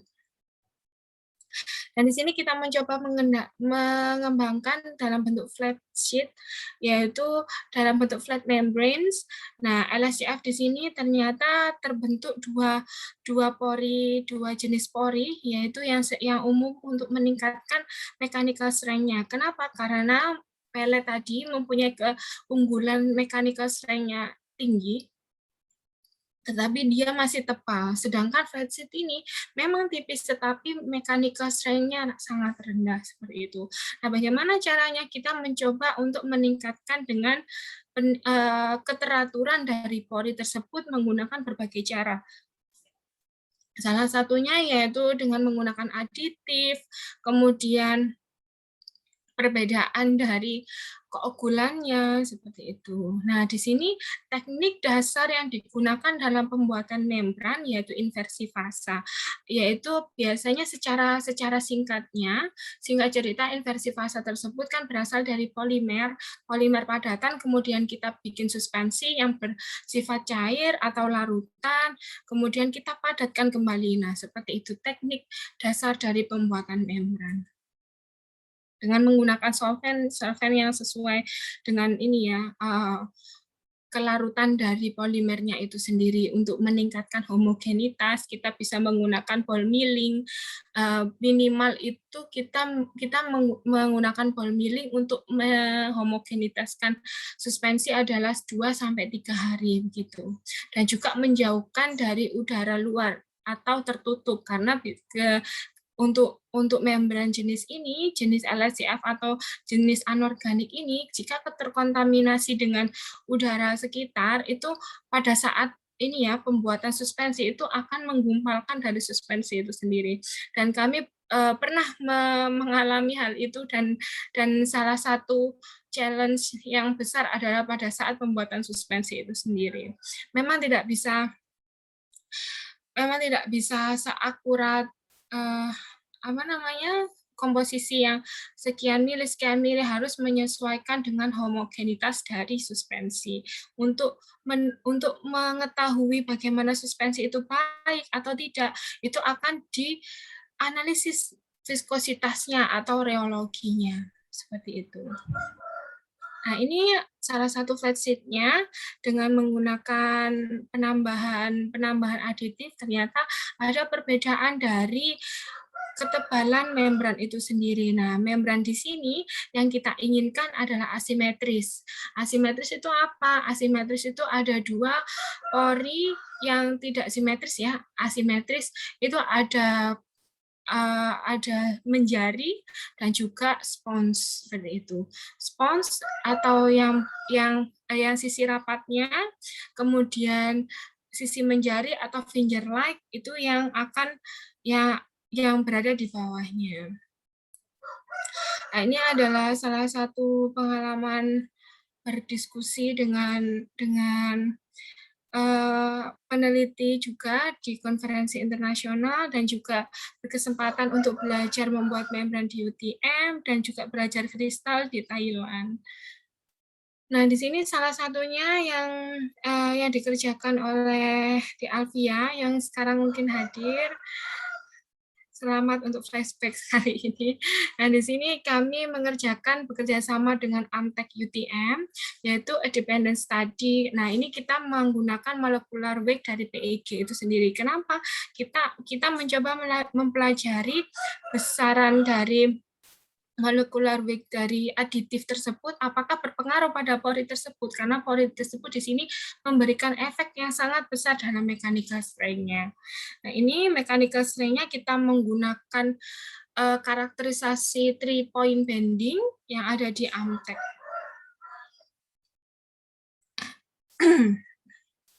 Kita menganalisis dengan ini ya, SEM juga diperoleh juga masih belum rapat juga dalam penggunaan kali ini atau membran LSCF saja, belum 2 layer, hanya LSCF saja itu masih belum rapat.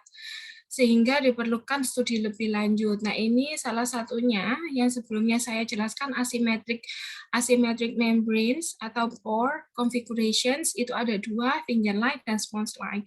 Nah, ini finger light ini akan memprovide less resistant for oxygen transport. Kemudian yang sponge light give the major mechanical strength to the hollow fiber membranes.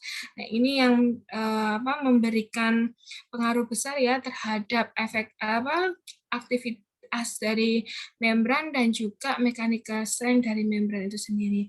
Nah, ini saya akan membagikan proses dari pembuatan membran. Ini membran lapis ganda, jadi tidak hanya LSCF saja.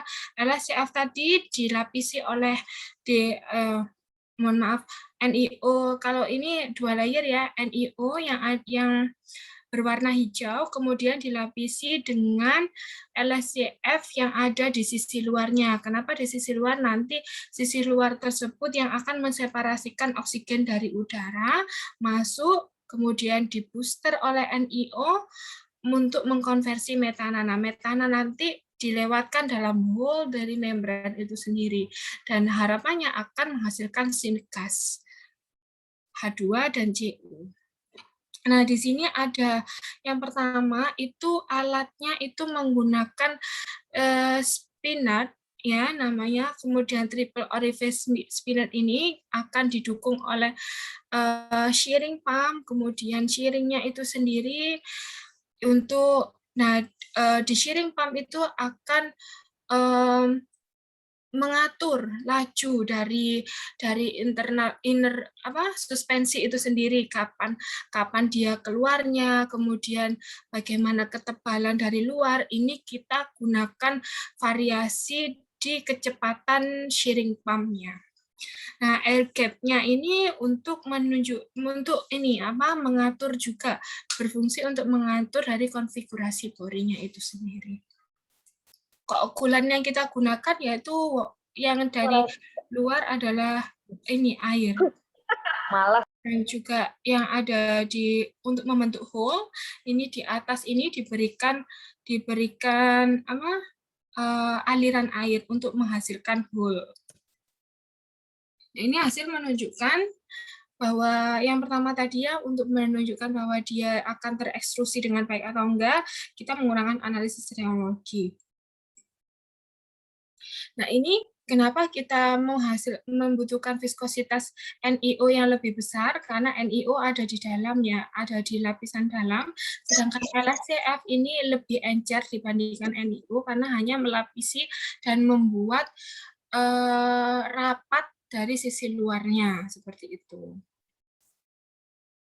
Nah, ini adalah contoh dari SEM, ada yang 2 layer tadi, ada NiO dan juga LSCF yang yang sangat tipis di luar dari membran itu. Dan ini adalah sisi outer layer atau bagian layer LSCF yang diharapkan rapat, tetapi masih belum rapat. Nah, ternyata ini particle size dari LSCF ini sangat mempengaruhi pembentukan dari kerapatan membran.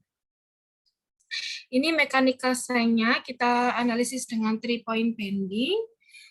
Dengan besaran maksimal adalah 12 MPa, kemudian kita tingkatkan dengan menggunakan variasi keokulan, ternyata bisa meningkat sekitar 20 MPa. Begitu. Terus ini selain kita menggunakan analisis fisik, juga mencoba untuk menganalisis bagaimana material ini setelah diberikan treatment sedemikian panjang untuk menjadikan itu membran, ternyata pada gambar 18 tersebut pada outer layer yang LSCF terbukti adanya interkoneksi dari partikel-partikel LSCF dan NiO, dan dia menghasilkan LaZRO yang tadi ada dalam tambahan untuk menyeimbangkan kinerja dari dua layer tersebut. Dan ini kita buktikan dengan EDX. Jadi EDX di sini kita mencoba mengetahui penyebaran dari unsur-unsurnya. Ini kita juga mencoba untuk mengetes nitrogen permeability-nya, ternyata masih belum besar untuk menjadi suatu yang sangat rapat. Kemudian mencoba analisis oksigen permeatnya. Dan ini summary-nya untuk dua layer tersebut bisa digunakan meningkatkan dengan cara variasi per liquid dan juga sintering temperature. Kemudian pembentukan configuration tadi kita bisa memvariasikan keokulan, kemudian bisa meningkatkannya konsistensi dengan meningkatkan sintering, dan juga the test dua layer membran so slightly different as compared to the single layer membran. Ternyata memiliki perbedaan dari mechanical strength dan juga kinerja dibandingkan single layer atau LSCF saja. Begitu. Terima kasih. Ini adalah pengalaman banyak jalan-jalannya ya, dan juga penelitian. Jadi jalan-jalan berkedok penelitian. Gitu. Terima kasih atas perhatiannya. Wassalamualaikum warahmatullahi wabarakatuh. Waktu saya berikan kepada moderator kembali. Baik, terima kasih Bu Silvana, luar biasa sekali. Mulai dari mencari pemanfaatan perovskite dari bentuk powder sampai membran double layer ya tadi ya. Banyak sekali tahapnya dan luar biasa. Hari ini Bapak, Ibu, dan adik-adik mahasiswa, luar biasa, dua pembicara kita, dua perempuan hebat kita menyampaikan materi-materi dari penelitian yang sudah dilakukan, banyak sekali potensinya bagi negara kita. Maka kita akan buka tanya jawab dahulu. Ada yang raise hand ini, monggo Bapak Nasrul Ar-Rahman, boleh langsung menyampaikan pertanyaannya. Ya, baik. Sebentar. Itu juga kepada siapa nih Bapak? Ya. Baik, terima kasih. Assalamualaikum warahmatullahi wabarakatuh. Saya tadi agak terlambat masuk karena saya dari Banda Aceh, dari Universitas Kuala. Kebetulan kami juga peer group membran teknologi, Ibu. Di sini juga ada adik-adik mahasiswa kelas teknologi membran yang saya ajak masuk. Alhamdulillah tadi saya telat masuk, tapi masih bisa menangkap beberapa hal dari pemateri terakhir. Kami baru keluar dari masjid Jumatan tadi, terlambat di sini di Banda Aceh. Menarik sekali tadi membrannya sudah dibikin dengan teknologi yang canggih. Mungkin kalau saya pernah bekerja untuk membuat membran hollow fiber menggunakan dry wet spinning, mungkin kalau tadi bukan hollow fiber ya. Itu alatnya apakah ada di kampus Ibu di Indonesia ini atau di luar negeri? Bagaimana cara mengeset spinneret tadi ya? Spinneret tadi itu dibikin di mana? Kemudian apakah ini berbentuk hollow juga membrannya? Terjadi ada hollow di dalamnya atau dia berupa serat-serat saja? Nah, mungkin demikian dulu dari saya. Nanti mungkin ada dari adik-adik mahasiswa yang ingin bertanya. Terima kasih. Assalamualaikum warahmatullahi wabarakatuh. Waalaikumsalam warahmatullahi wabarakatuh. Baik, Pak Nasrul Ar-Rahman, berarti ini ditujukan kepada Bu Silvana ya, Bapak? Yang kedua tadi ya. Oke, monggo Bu Silvana bisa langsung dijawab.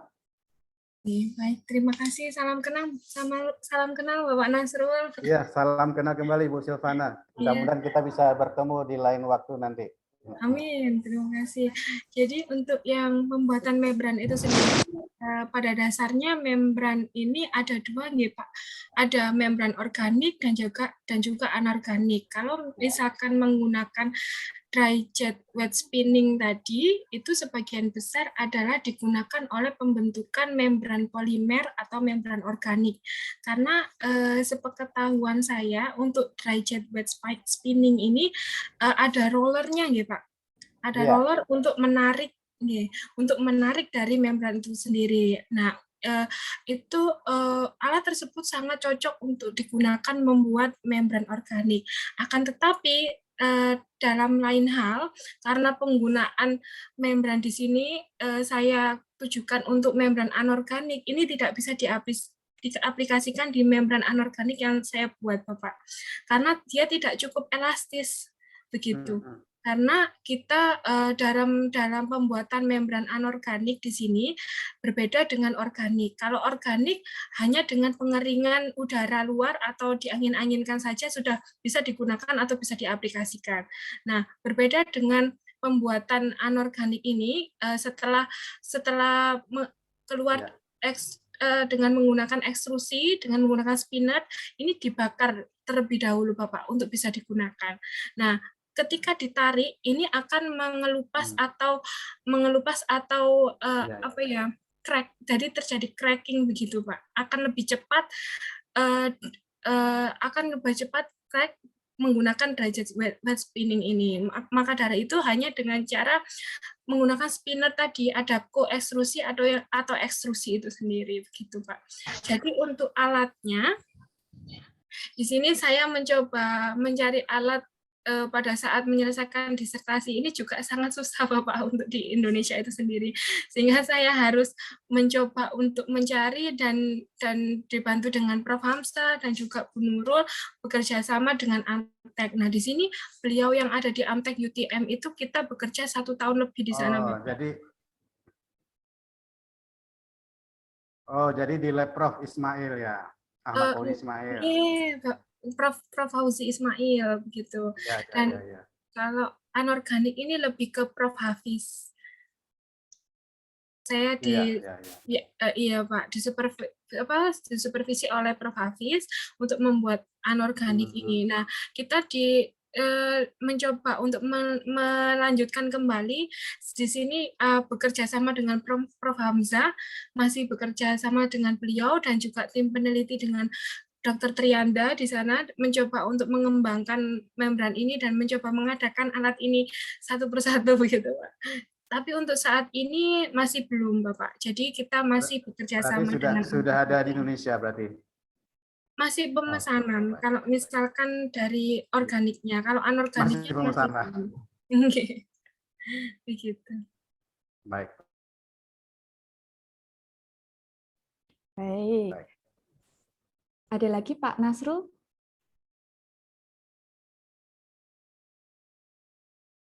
Tampaknya jaringan terputus. Jadi harapannya mungkin ke depannya alat-alat itu bisa sampai Indonesia ya Bu Silvana, sehingga memudahkan dalam melakukan sintesis. 2020 kemarin Prof. Ahmad Fauzi itu, ya mungkin sedikit lagi Ibu Silvana, terputus ya Ibu Silvana. Iya, silahkan Pak Nasrul. Iya, ada di Indonesia, ada di Aceh, ada di sana begitu. Jadi mahasiswa bisa saling kerjasama melakukan. Ya. Terima kasih Ibu Francisca. Baik, terima kasih Pak Nasrul. Nah, harapannya pasti harus ada kemajuan-kemajuan bagi penelitian-penelitian di Indonesia. Tidak hanya kita harus ke luar negeri untuk mengerjakan, kalau bisa dikerjakan di Indonesia, untuk Indonesia itu lebih baik. Seperti itu, nggih. Baik, mungkin kalau tidak ada resin, kayak saya akan membacakan pertanyaan. Ini sudah ada beberapa pertanyaan di room chat. Saya ke penanya pertama, ini ada Bu Eka Pratiwi Yuniarti. Selamat siang, saya Eka dari Kimia ITS. Ingin bertanya kepada Bu Witri. Pertama, apakah MOF dapat digunakan untuk degradasi polutan? Kemudian, jika bisa digunakan, bagaimana cara mengaktifasi MOF tersebut? Ini khususnya polutan yang dimaksudkan adalah pewarna dan pestisida. Seperti itu. Bisa langsung dijawab, Bu Witri? Oke. Iya. Kalau konsepnya degradasi itu kan kita bisa kaitkan dengan fotokatalitik ya. Untuk fotokatalitik ya Anda cari MOF yang dia aktif untuk fotokatalisis, misalnya MOF yang menggunakan zirkon misalnya, atau MOF yang berbasis titanium itu ya, atau metode doping atau metode membuat komposit. Jadi Anda buat MOF dulu yang stabil, kemudian bisa ditempeli nanopartikel ya, misalnya yang aktif untuk reaksi degradasi. Misalnya MOF buat tempeli ada TO2 misalnya ya, atau mau buat tempeli ada zircon oxide misalnya, atau buat tempeli yang magnetic nanopartikel itu bisa untuk aktif degradasi gitu. Itu inovasinya, itu di jurnal udah banyak ya Dedek. Nanti kan harapannya tidak cuma diabsorb tapi juga dipecah-pecah gitu ya polutannya itu. Gitu. Baik, itu secara umum ya Bu, baik Ya, tapi pewarna maupun pastikan pestisida. ya, pastikan MOF Anda itu stabil ya. Stabil karena misalnya mau uji di dalam air ya harus stabil terhadap air gitu. Ya gampang rusak. Oke, karena tujuan dari awal modifikasi MOF itu kan stabilitasnya ya Bu ya. Stabilitasnya meningkat ya. Kalau mau diaplikasi ke reaksi fotokatalitik atau degradasi ya kita cari yang aktif untuk mengkatalisis itu tadi, untuk fotodegradasi misalnya ya. Atau Ya. untuk pakai Fenton reaction juga bisa sih itu. Kemudian Aktivasinya bagaimana? Aktivasi aktivasinya MOF-nya. bagaimana? Aktivasi MOF-nya ya itu dipanasin aja. Karena apa namanya, tantangannya itu MOF itu kan harus aktif sebelum dipakai ya. Caranya dipanaskan sehingga gas molekulnya itu bisa pergi ya, sehingga porinya nanti aktif dan sisi metalnya aktif gitu.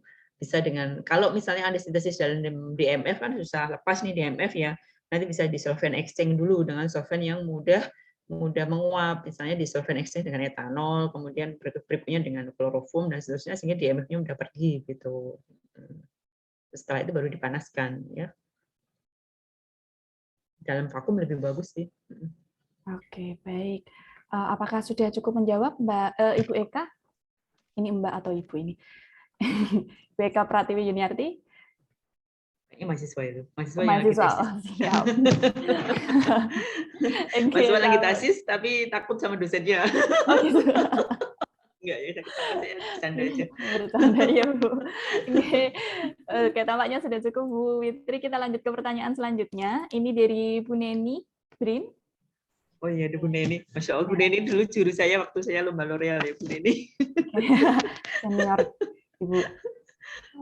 Ada dua pertanyaan, Ibu, untuk Bu Witri ini tampaknya dari Ibu Neni. Untuk absorpsi H2 dan CH4, apakah membutuhkan tekanan? Kemudian, itu dulu Bu. Pertanyaan kedua adalah untuk absorpsi CO2 misalnya, apakah desorpsi mudah dilakukan agar bahannya bisa dipakai kembali? Nah, karena sesuatu yang menarik kalau dipakai di proses biogas secara sederhana itu akan lebih baik jika bisa langsung dimanfaatkan oleh masyarakat. Monggo Bu Witri. Jadi mungkin dari depannya adalah apakah absorpsi H2 dan CH4 itu membutuhkan tekanan seperti itu, Ibu?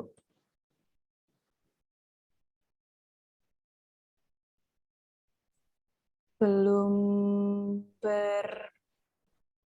masih di mute, Ibu?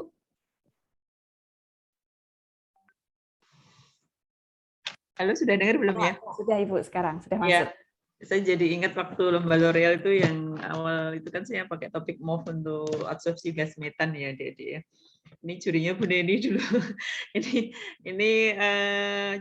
keunggulan MOV itu kan absorpsinya kebanyakan secara fisik ya, Dede ya. Kalau secara fisik itu ya nanti gampang absorpsi, gampang desorpsi begitu. Sehingga kalau nangkap cepat, dilepaskan juga cepat dan tekanannya nggak terlalu tinggi. Beda kalau prosesnya itu kimiawi, itu nanti absorpsinya butuh pressure tinggi, melepaskannya juga butuh pressure dan suhu tinggi, begitu itu lebih susah ya, gitu. Kemudian biasanya selama ini kalau di Indonesia itu kami pakai tekanan tapi rendah, ya. Paling 1 sampai 2 bar, karena kemampuannya baru segitu ya. Beberapa sampel yang saya kirim ke Jepang kemarin, tekanannya sampai 50 bar, karena dengan high pressure itu biasanya kapasitas penyimpanan akan semakin tinggi gitu. Tapi kalau bisa low pressure ini malah lebih aplikatif dan lebih aman gitu Ibu Neni. Jadi saya jawab iya ya, sesuai dengan kebutuhannya, cuman nggak tinggi ya. Kalau bisa rendah lebih baik gitu tekanannya. Nah kalau untuk disopsi itu tadi karena prosesnya kebanyakan fisik, disopsi juga lebih mudah. Ya. Beda kalau mekanismenya itu kemisopsi itu lebih susah dan butuh suhu dan tekanan yang lebih besar dan lebih riskan gitu.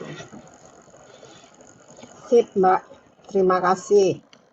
Yang di Sumedang itu sudah ada pilot project-nya ya, Bu Neni, selamat atas Sudah award-nya yang jadi, kemarin makanya ya. saya tunggu sekali ini justru karena masyarakat sekarang kalau kemandirian energi kita harapkan itu terjadi di masyarakat, kita membutuhkan itu. Oh gitu. Jadi bisa dimanfaatkan, katakanlah dia mau menggunakan itu untuk motor saja ya, kayak di Jerman itu tahun 2000, menarik itu. awal tahun abad 19 saja mereka udah pakai mobil, pakai biogas kan. Nah, sekarang kita agak dimodernkan sedikit lah. Nah, membran dan sistemnya Bu Witri maupun Mbak satunya lagi itu sangat dibutuhkan ini. Ayolah dibikin, cari yang sederhana aja dulu. Menarik. Saya ke depan itu pengen buat alat heat reading sendiri, cuman lagi nyimpen Bu. Ini fokus riset saya kan masih banyak ya, masih payung tadi ya Bu ya. Saya mau coba buat heat reading sendiri, buat alat sendiri yang kaitannya sama hidrogen sama meta storage ini sebenarnya, mumpung Pak Hadinya sekarang sudah pensiun beliau, tapi sebenarnya beliau itu masih sangat aktif gitu. Betul. Dan masih mau kalau diajak riset-riset gitu. Iya, jadi yang apa istilahnya teknologi tepat guna lah. Ya. Kalau kita mau ke arah fuel cell saja kita pasti menghadapi masalah dengan itu fuel cell, betul. Tidak adanya storage untuk hidrogen. Ya, itu juga riset menarik. Padahal di proses biogas saya itu menghasilkan hidrogen juga di awal. Dia bisa lumayan 20-40%. Kalau itu bisa ditangkap dulu kan lumayan. Ini tantangan bersama, ayo kita garap bareng. Iya Bu ya, kita bisa ngajukan proyek ini. Oke, nah kalau yang kan karakterisasi, wah sampean ini hebat-hebat, ayo. Tapi yang suatu yang berguna untuk masyarakat, ayo kita jadikan. Moga-moga. Oke, terima kasih. Ya, terima kasih Bu Neni. Baik, terima kasih Bu Neni. Jadi semakin detail penelitian akan lebih bermanfaat jika memang dapat digunakan bagi masyarakat secara langsung. Begitu mungkin pesan dari Bu Neni. Baik, ini ada undangan menarik sekali dari Bu Neni tadi. Mantap dan salut untuk kedua pembicara, ilmu yang sangat bermanfaat. Nah, ini tantangannya adalah aplikasinya, sesederhana apapun harus dilakukan. Nah, ada jika ingin mencoba H2, CO2, atau CH4 bisa di biogas plant di Sumedang, ini skala kecil, mungkin menjadi undangan bagi Bu Silvana, Bu Witri, dan para peneliti-peneliti sintesis anorganik di Indonesia. Begitu, apakah ini sudah ada lagi? Saya mengingatkan juga bagi peserta Talk Series OS Indonesia ke-6 ini untuk dapat mengisi absensi, kehadiran peserta, linknya dapat diakses di room chat kita. Tinggal klik dan diisi. Kemudian, apakah ada lagi yang hendak ditanyakan untuk kedua narasumber kita? Mengingat menarik sekali materinya, dan kedepannya akan menjadi tepat guna tampaknya. Belum ada?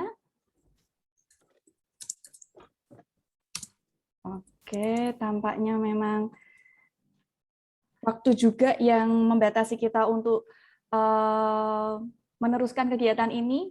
Menarik pembicaraannya, banyak sekali yang berperan di sini. Kemudian pakar-pakar juga langsung datang untuk memberikan masukan-masukan, terutama di tadi yang seperti Bu Neni sampaikan, teknologi tepat guna.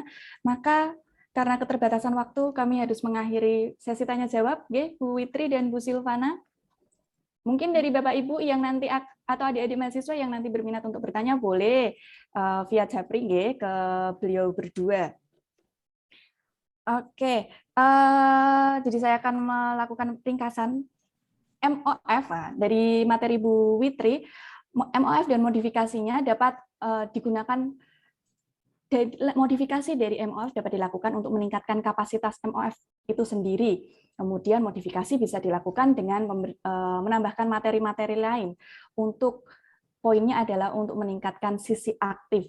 Dan yang paling penting dalam penggunaan MOF adalah apapun modifikasinya, tujuannya adalah stabilitasnya lebih baik. Kemudian untuk Bu Silvana sendiri, bahwa perovskite bisa digunakan untuk mengontrol oksigen, tetapi juga di sini harapannya bisa mengontrol metana.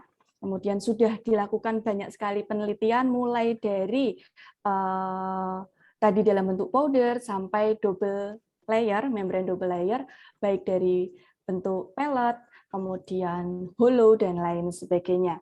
Nah, perovskite sendiri yang biasa digunakan untuk separator atau katalisator single unit bisa ditingkatkan dengan berbagai metode, ditingkatkan kapasitasnya dengan berbagai metode, salah satunya dengan dilakukan coating. Dan banyak sekali mungkin penelitian-penelitian dari Bu Witri dan Bu Silvana yang bisa diakses secara langsung melalui jurnal-jurnal yang ada. Baik, Bapak, Ibu, dan adik-adik mahasiswa, kita tampaknya sudah hampir selesai ini ya. Sudah hampir 2 jam kita berbagi. Oke, suara saya sudah masuk kembali. Sudah. Kaget saya, Ibu. Baik. Kurang lebih hampir 2 jam kita sudah berbagi. Kita akan, sebelum kita menutup, kita akan memberikan token of appreciation kepada kedua narasumber perempuan hebat kita. Yang pertama akan diberikan kepada Ibu Witri. Monggo. Token of appreciation ini akan diserahkan secara langsung oleh Ibu Dr. Ritma Leni.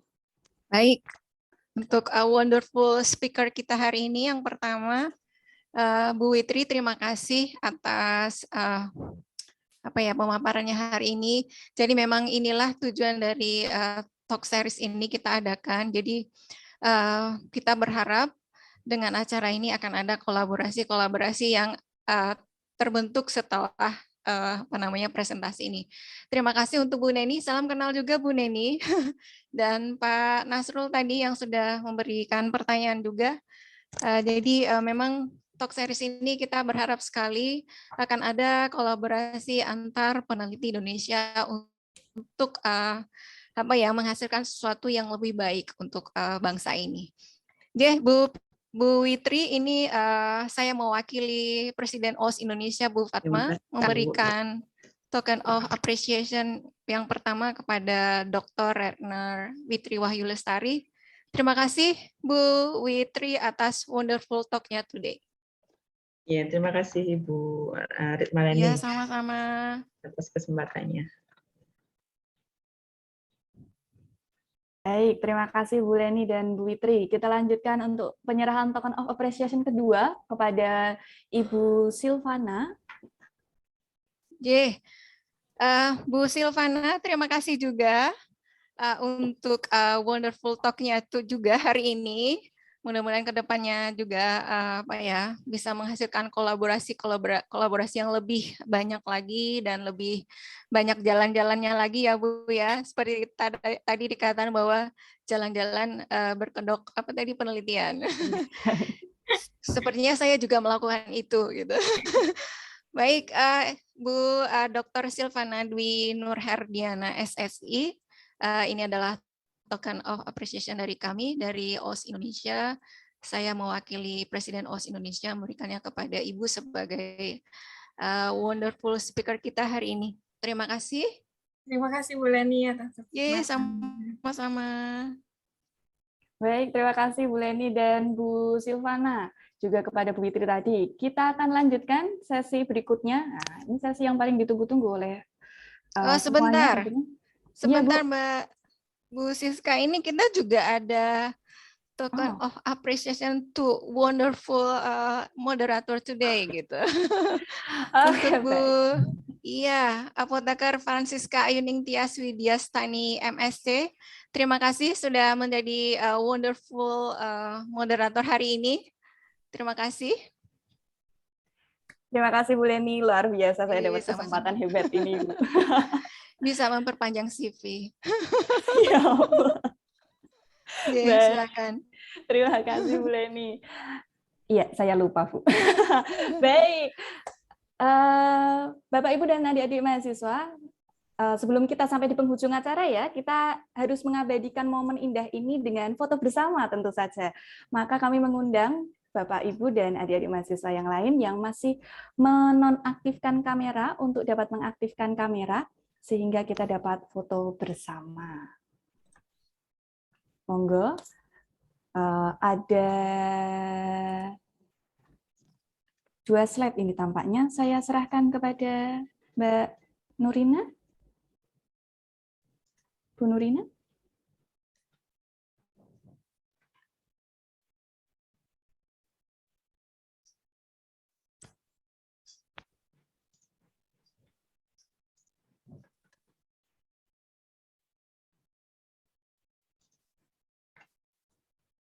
Silakan untuk Mbak Fadila bisa memimpin untuk dokumentasi. Oke, baik Ibu-Ibu dan Bapak-Bapak, silahkan menyalakan videonya. Yang pertama akan diambil gambar untuk slide yang pertama. Saya hitung ya. 1, 2, 3.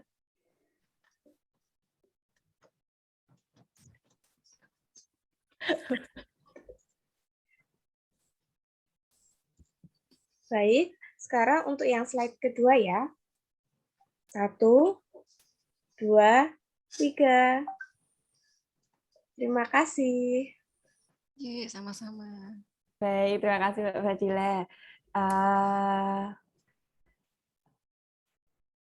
Bapak, Ibu, dan teman-teman muda, kita akan mengakhiri OS Indonesia Talk Series yang ke-6 ini, tetapi saya mengingatkan bahwa bulan depan, seperti tadi disampaikan di awal, bahwa setiap bulan kita akan mengadakan Talk Series dengan berbagai materi yang berbeda. Maka bulan depan jangan lupa untuk mengikuti Talk Series OS Indonesia yang ke-7 di bulan November nanti.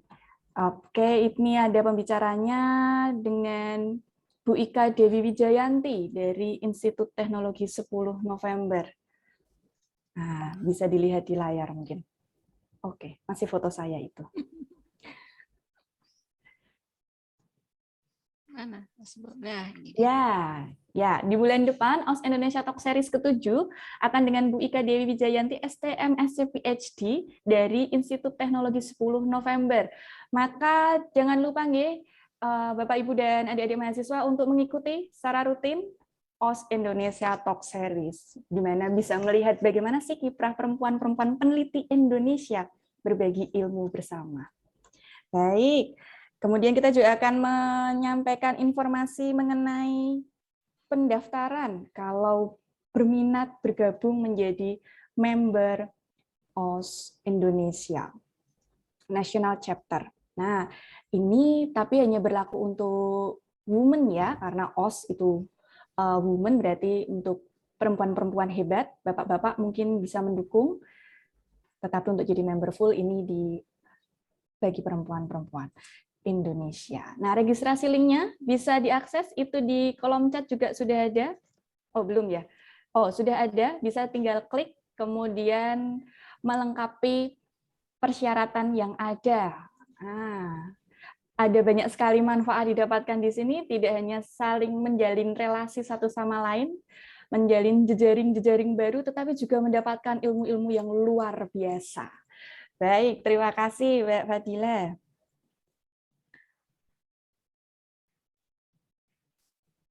Oke. Rangkaian acara demi acara sudah kita lalui bersama. Hingga tidak terasa hampir 2 jam kita bersama di OS Indonesia Talk Series yang ke-6 ini. Maka saya, Francisca, sebagai moderator hari ini dan juga teman-teman yang bekerja sebagai kru pada siang hari ini mohon undur diri. Kita bertemu lagi di seri OS Talk Series berikutnya di bulan depan dengan materi yang berbeda tentu saja, dan kami mohon maaf apabila nanti dalam penyampaian dalam membawa acara mulai dari awal hingga saat ini terjadi kekurangan maupun kesalahan baik yang disengaja maupun tidak disengaja. Sekali lagi kami mengucapkan terima kasih kepada kedua narasumber kita, perempuan hebat kita, wonderful woman kita, Bu Witri dan Bu Silvana yang memberikan materi dengan luar biasa. Kemudian kepada seluruh peserta OS Indonesia Talk Series yang ke-6, terima kasih, semuanya wonderful ya Bu Leni kalau seperti ini, saling berbagi bersama. Kita bertemu lagi di OS Talk Series, OS Indonesia Talk Series yang ke-7 bulan depan. Terima kasih, selamat siang, salam sehat selalu, dan jelas jangan lupa bahagia, karena bahagia adalah resep utama dalam meningkatkan imun tubuh. Selamat siang. Terima kasih. Bye, terima kasih. Kita foto dulu yang fotonya begini-begini. Okay. Ayo, ada yang mau potret nih? Mbak Nurina atau Mbak siapa tadi? Ya masih tersisa atau yang begini boleh juga. Sekarang ya, Bu. Ya, siapa yang motret? Iya, Bu, sebentar. Monggo yang mau bergabung untuk berfoto bersama. Kita foto dulu. Atau begini juga boleh. Apa deh gitu ya. Sebentar. Gimana ini? Tapi kok nggak open cam? 1, 2, 3. Gimana? Sudah, Bu. Nggak kerasa, Mbak Fadila. Oh iya. Geraknya sama fotonya lebih apa ya? Ada jeda kayaknya. Makanya kok jadi. Iya, jaringan berarti. Iya, mungkin coba 1 kali lagi ya, Bu. Boleh. Sebentar. 1, 2, 3. Ini ya. Ampun, Bu. Oke. Terima kasih yang hadir semuanya. Sampai ketemu Leni. lagi ya. Terima kasih Mbak Francisca. Ya, makasih. Mbak Silvana. Assalamualaikum. Terima kasih Bu Siska, terima kasih Bu Leni. Sama-sama sukses. Terima kasih Bu Ririn yang juga hadir di sini. Ada Bu Leni ya. Iya. Siapa tuh Bu Ririn? Sukses Mbak Sil. Terima kasih. Dari ini pembimbing